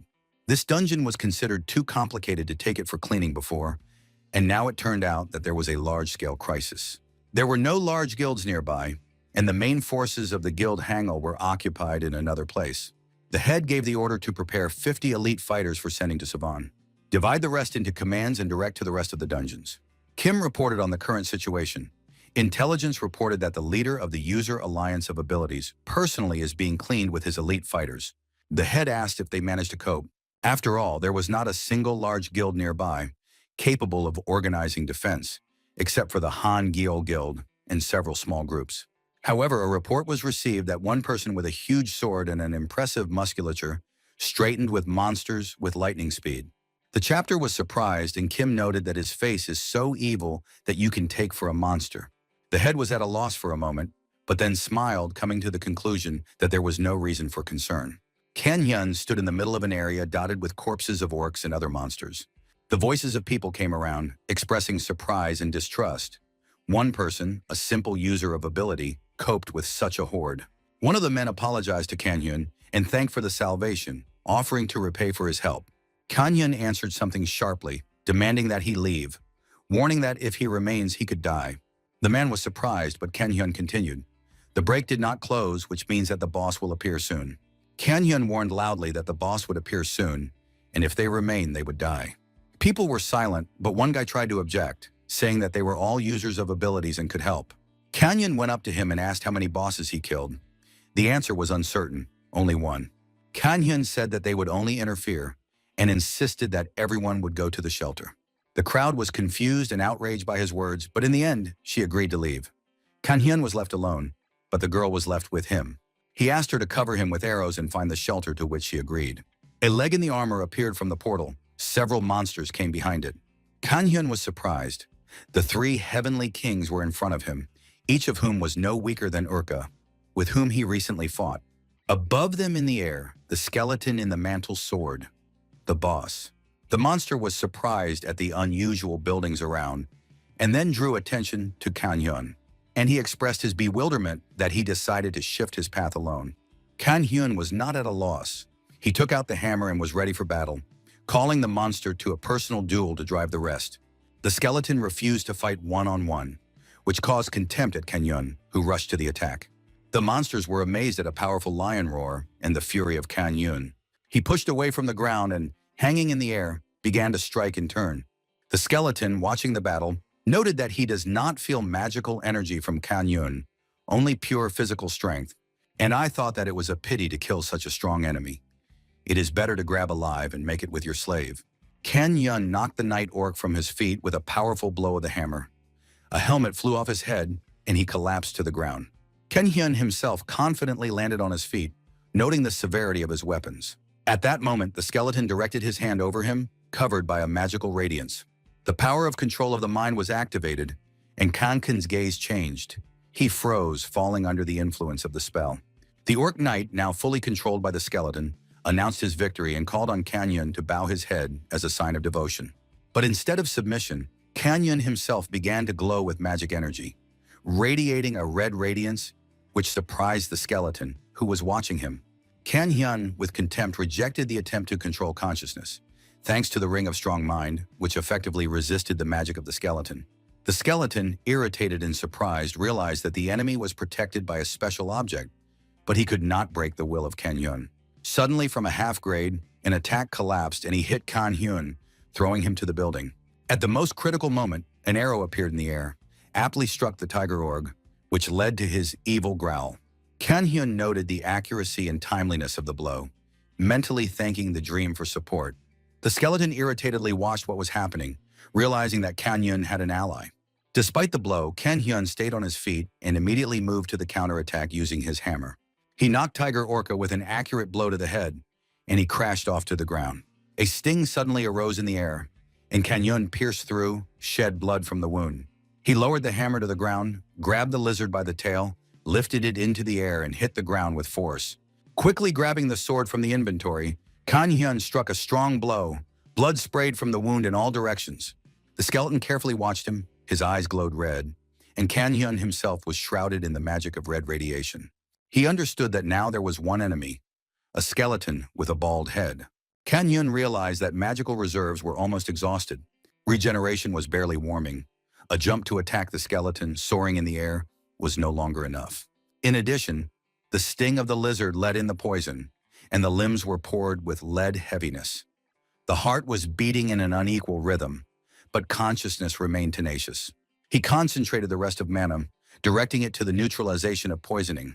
The red radiance washed the wound, muffling the effect of toxin. Then from the inventory, a long sword of the Bilgan appeared, the once ordinary blade weapon, which was soaked in the blood of many enemies and gaining an ominous aura. The effect of the berserker broke out on the blade. The muscles were filled with inhuman power, and consciousness began to slide to the verge of madness. The deafening explosion of force was carried through the body. Kan felt the poison finally loses its strength, and an excess of adrenaline pushes forward. Kan stood in front of the skeleton, exhausted and wounded. but did not retreat. Inside him, there was still a determination to continue the battle, despite the exhaustion. He had already prepared for the final jerk when a voice was heard behind him. Behind there was a man, the leader of the Alliance of Users of Abilities, Choi Donva, one of the few who completed full training. He appeared suddenly, confident, as if from another world. Having evaluated the situation and destruction, Donva recognized the efforts of Kanyun and took command of himself. Kanyun, with difficulty realizing who in front of him, tried to object, but the body no longer listened. The forces left him, and he fell to his knees and then fell on the concrete. He admitted to himself that it was still hard alone. At the last moment, before losing consciousness, the thought flashed through his head about how Donva spectacularly appeared, like the main character in the final scene. Kanyun came to his senses in a hospital bed. Nearby was his sister. She was the first to notice that he woke up. He, as always, began the conversation with reproaches. He reacted in his spirit, noting that her face is the first thing he sees after awakening, and it does not please. She, without losing sarcasm, reminded that his life is a waste of money and that it would be easier to die. They exchanged cobbles, but in this familiar exchange, concern was hidden. Kanyun asked what happened to the dungeon, where a breakthrough of the monsters occurred. The sister replied that she did not know details but assured, now everything is under control. She told how surprised when she was called from the hospital and how she was struck when she saw in the corridor of the very leader of the Alliance of Abilities. Kanyun recalled the business card Song Hyun Ho, which he received earlier. The idea that now there may be something owed to someone, he was not pleased. He quickly drove off these thoughts. The sister suddenly became more serious. She warned him to be careful. Although he has a unique ability, this does not mean that he is immortal. Suddenly, one day he will really die. Forever. Kanyun grinned, but bitterness vowed in his voice. He noted that he does not die at all for pleasure. After each death, not only pain remains, but also a fall in the level. The pleasure is dubious. Kanyun noticed how much his sister's expression changed. Instead of the usual knuckle and irritation, fatigue and anxiety appeared in her gaze. He felt awkwardly, as if for the first time realized how his actions were reflected in those who were nearby. The words that he usually threw thoughtlessly now responded with emptiness. He became ashamed, and he quietly promised himself to be careful. Meanwhile, in the main office of the Alliance of Users of Abilities, they discussed the reasons for the recent decisions of the leader. No one could understand why he personally accompanied Kanyun to the hospital and paid for treatment. He admitted that he was a witness to the appearance of a new player who was able to change the balance of power. He did not want to miss the chance to be next to those who, perhaps, will once overshadow himself. As for the escaped Lich, he disappeared from the battlefield as soon as he realized that the situation was getting out of control. In the hospital, the doctor said that there were no deviations. Kanyun was restored at incredible speed. Kanyun told his sister that he had already been discharged. Everything is in order. The sister was surprised, not believing that his brother survived again, and asked about the payment for treatment. Kanyun replied that the fine for resurrection is more expensive than just a bed in the hospital. At this time, an unfamiliar man, dressed with a needle, with an important face appeared at the reception. He asked to check the presence of a patient named Kankan. There was no such patient on the database. He could already be discharged. The man was upset, realized that he was late, and sighed heavily. At that moment, a voice rang behind him. Kanyun stood, looking at him in bewilderment. He came closer, confirming that he was inquired about the purpose of the stranger's visit. The man introduced himself as the leader of the unit of users of abilities at the security department. He handed the business card with the coat of arms and the name, Shin Tagil. Kanyun took the business card, glanced briefly, then asked why the government needed him. Shin replied that they have a special interest in his abilities, which they cannot be ignored. The meat was fried on the stove. The aroma spread around the room. Kanyun evaluated the situation. Kanan noticed that the place is not cheap, but everything is in order. The interlocutor nodded with a smile. Kanyun grinned, thinking about his taxes, which now seemed to return to him in the form of dinner. Kanyun asked directly if he was going to offer him to join the organization. The man confirmed, but added that no one would force. This is just a proposal. Kanyun thought for whether he will become a civil servant. In principle, it didn't sound so bad. The man explained that this is more than just a position, participation and preparation for the new world. The organization appeared as a response to changes and an increase in the number of awakened users.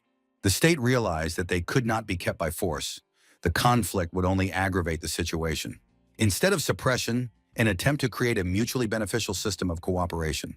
He clarified that he would personally give him part in this, to which the man began to explain the benefits.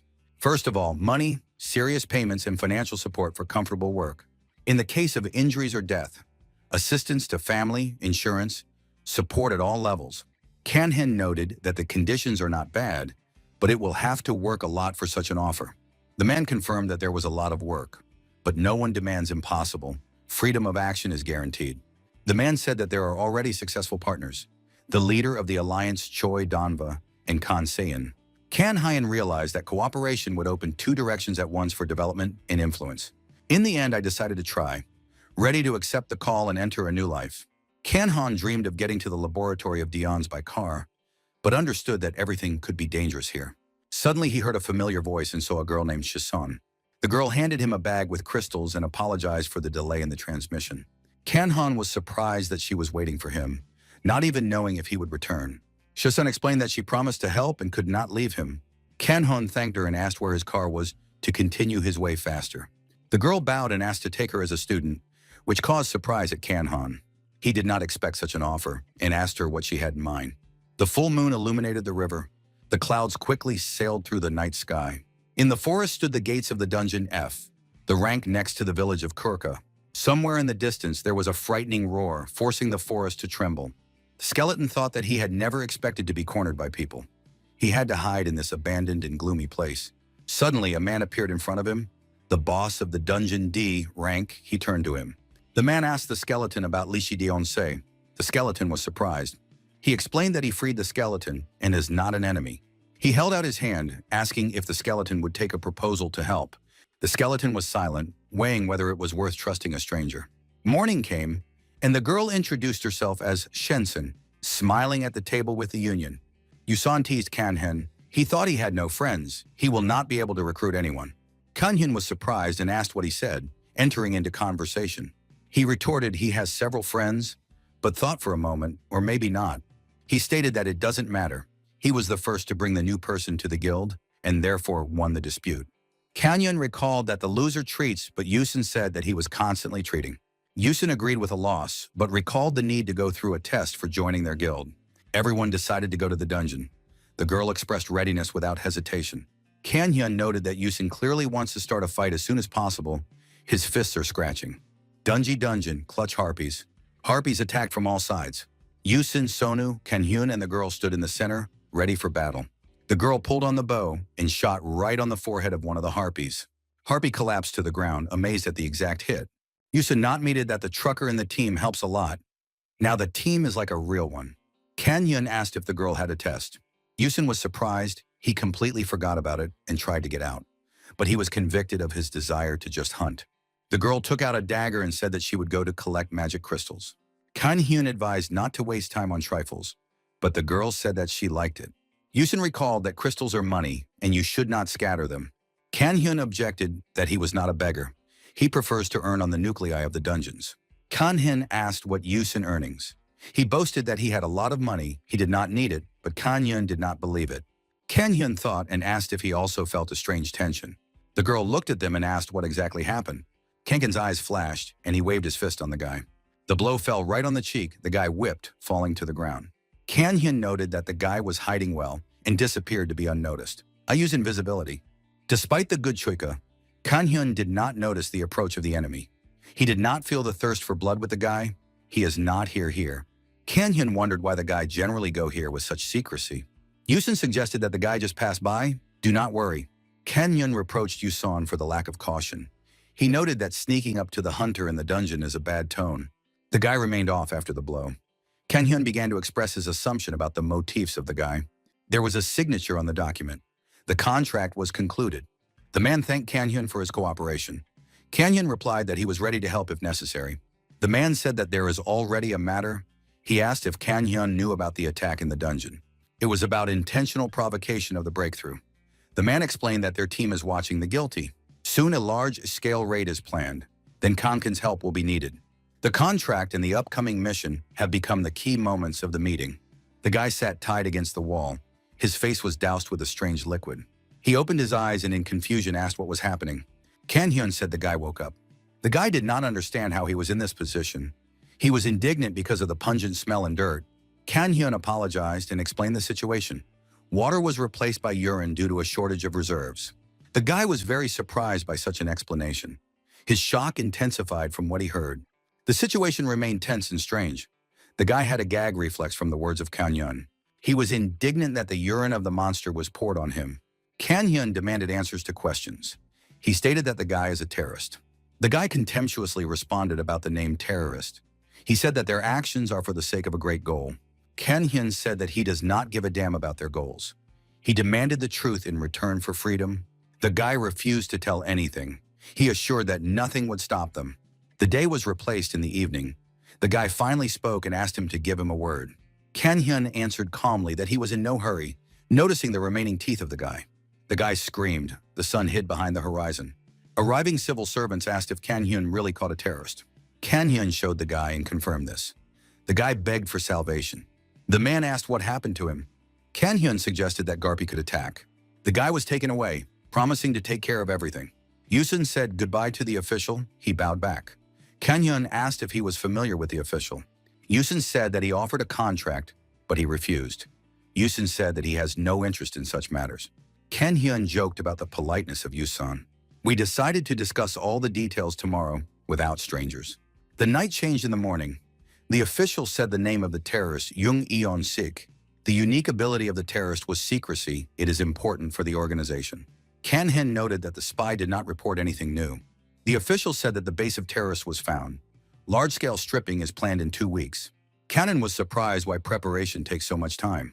The official recalled that the gates of the S rank were first activated in China. He confirmed that the media are silent for important information.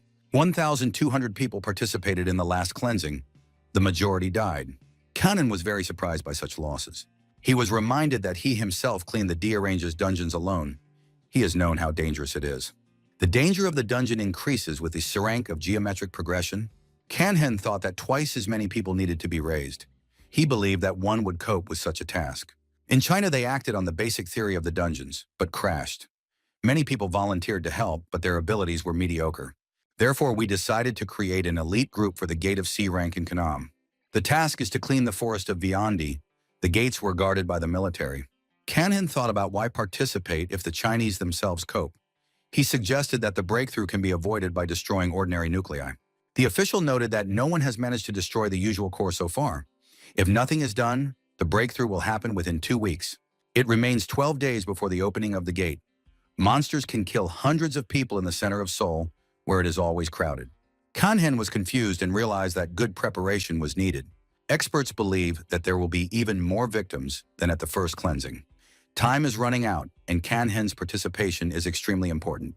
He noted that freedom of action makes his mission key. The official said that they would not be able to act alone. He asked Kan-hyun to establish a guild for the sake of the country. All formal procedures will take on and provide support. Kan-hyun thought about the request and conditions. He realized that the creation of the guild is inevitable. At the same time, they are offered to do most of the work. Kan-hyun believed that luck is on his side. Later in a cafe, Kan-han proposed to come up with a name for the guild. Yusan was surprised that there are only 3 participants so far. You need to choose the name right now. Kan-han recalled a meeting with an official from the government. Yusan grinned, thinking about stripping the dungeon of C rank. We discussed the policy of the guild. Not to enter into empty conflicts. Always pay off, good and bad. Do not become bandits, but also not to be fools. The main goal is to be stronger than anyone. Yusan and Sona agreed with the plan. Kan-han promised to remember this forever. Yusan proposed a name. Ebanti-jersh rejected because of the mat. Then Yusan proposed a lunatic. Kan-hyun asked to recall the meaning of the word. The meaning is the same as the first name. The girl thought. The powerful bunch of Kanan suggested. Kan-hyun realized that he would have to come up with himself. Yusan laughed. Kan-hyun wrote the name on the sheet. Yusan and Sona approved. Young Yansik was caught, a breakthrough plan for the High-G plane tour. Kan-hyun is known for single feats in catching secretive opponents. Problems with the search for subjects are slowed by scientific research. The girl is afraid to become experimental in the experiment.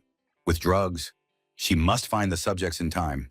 The internet is discussing the creation of an elite team to clean up the S-rank dungeon. Forest funds will become an arena of a large-scale battle with monsters.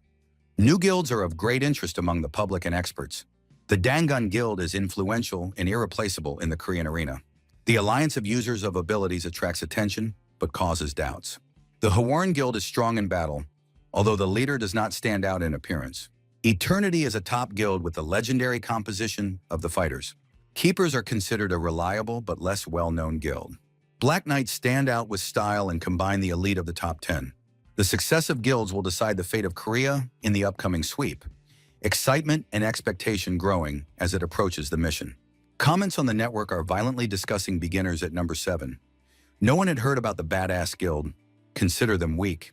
The name of the guild causes ridicule and comparison with rude words. Beginners have just registered and raised doubts among the public. In the conference hall, guild leaders gathered for an important meeting. Kan-hyun lingered and was late for the first collection of guilds. He introduced himself as the leader of the guild Badass, arousing surprise and interest. People then called this event with the first guild of the guild. After many such exits, no one will surprise anyone. The dungeon era began 6 months ago with a general sleep in 7 billion people. This dream changed the world and caused chaos around new guilds. Among the many guilds, one special is distinguished. Bad AC. The name Bad Ace raises ridicule and questions in people. Section of users of abilities under the leadership of the Shinty Guild, as can be called assholes. Kan-hyun considers the name closer to the added than to the asshole. The man doubts, but Kan-hyun is sure that the name sounds cool. Next week, a meeting on the dungeon with a rank in the forest will take place. The meeting is scheduled for 11 a.m. Monday. Participants are strongly recommended not to be late for an important event. The era of the dungeons turned the world into chaos. Hundreds of people disappeared daily. 4 days later, Monday came, the day of the appointed meeting. Yusin was waiting at the entrance, noting that Kan-hyun did not come again on time.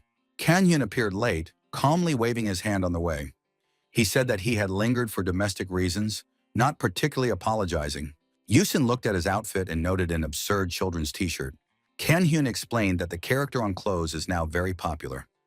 Yusan was not convinced but continued to observe in silence. The internet is actively discussing the reputation of Kan-hyun, full of negativity and rumors.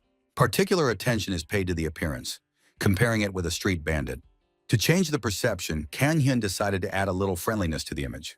His choice fell on a bright t-shirt with a children's character to soften the image. Yusin was surprised at a strange approach and doubted the effectiveness of the idea. He noted that even with a t-shirt, the appearance of Kan-hyun frightening. If he saw this t-shirt in childhood, he would roar. Kan-hyun thought about the words and remembered the case with the children in the parking lot. He came to the conclusion that the children burst into tears precisely because of him. The understanding of this fact clearly upset him, but he did not show him. An attempt to look amiably turned into another strange situation. A room for meetings. Time goes on. Already 11:05, still not started. The leader of eternity looks at the clock. The situation is intense. Kan Mun is irritated. We agreed to start at 11. Lich Han Noon from Black Knight's notes. 2 more guilds are waiting. Pak Soken from the Keepers frowns. This time Hwarn is not alone. The leader Dan Gun and the head of the Alliance are also waiting.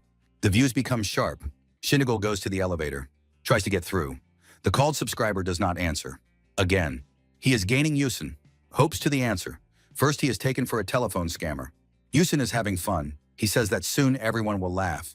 Shintegel is confused, asked to come to the meeting. A roar is heard from the elevator. Kan-hyun comes out, dragging the guy's goal. Pak Hayon does not believe his eyes. Kan-hyun clapped with the leader of Hwarn.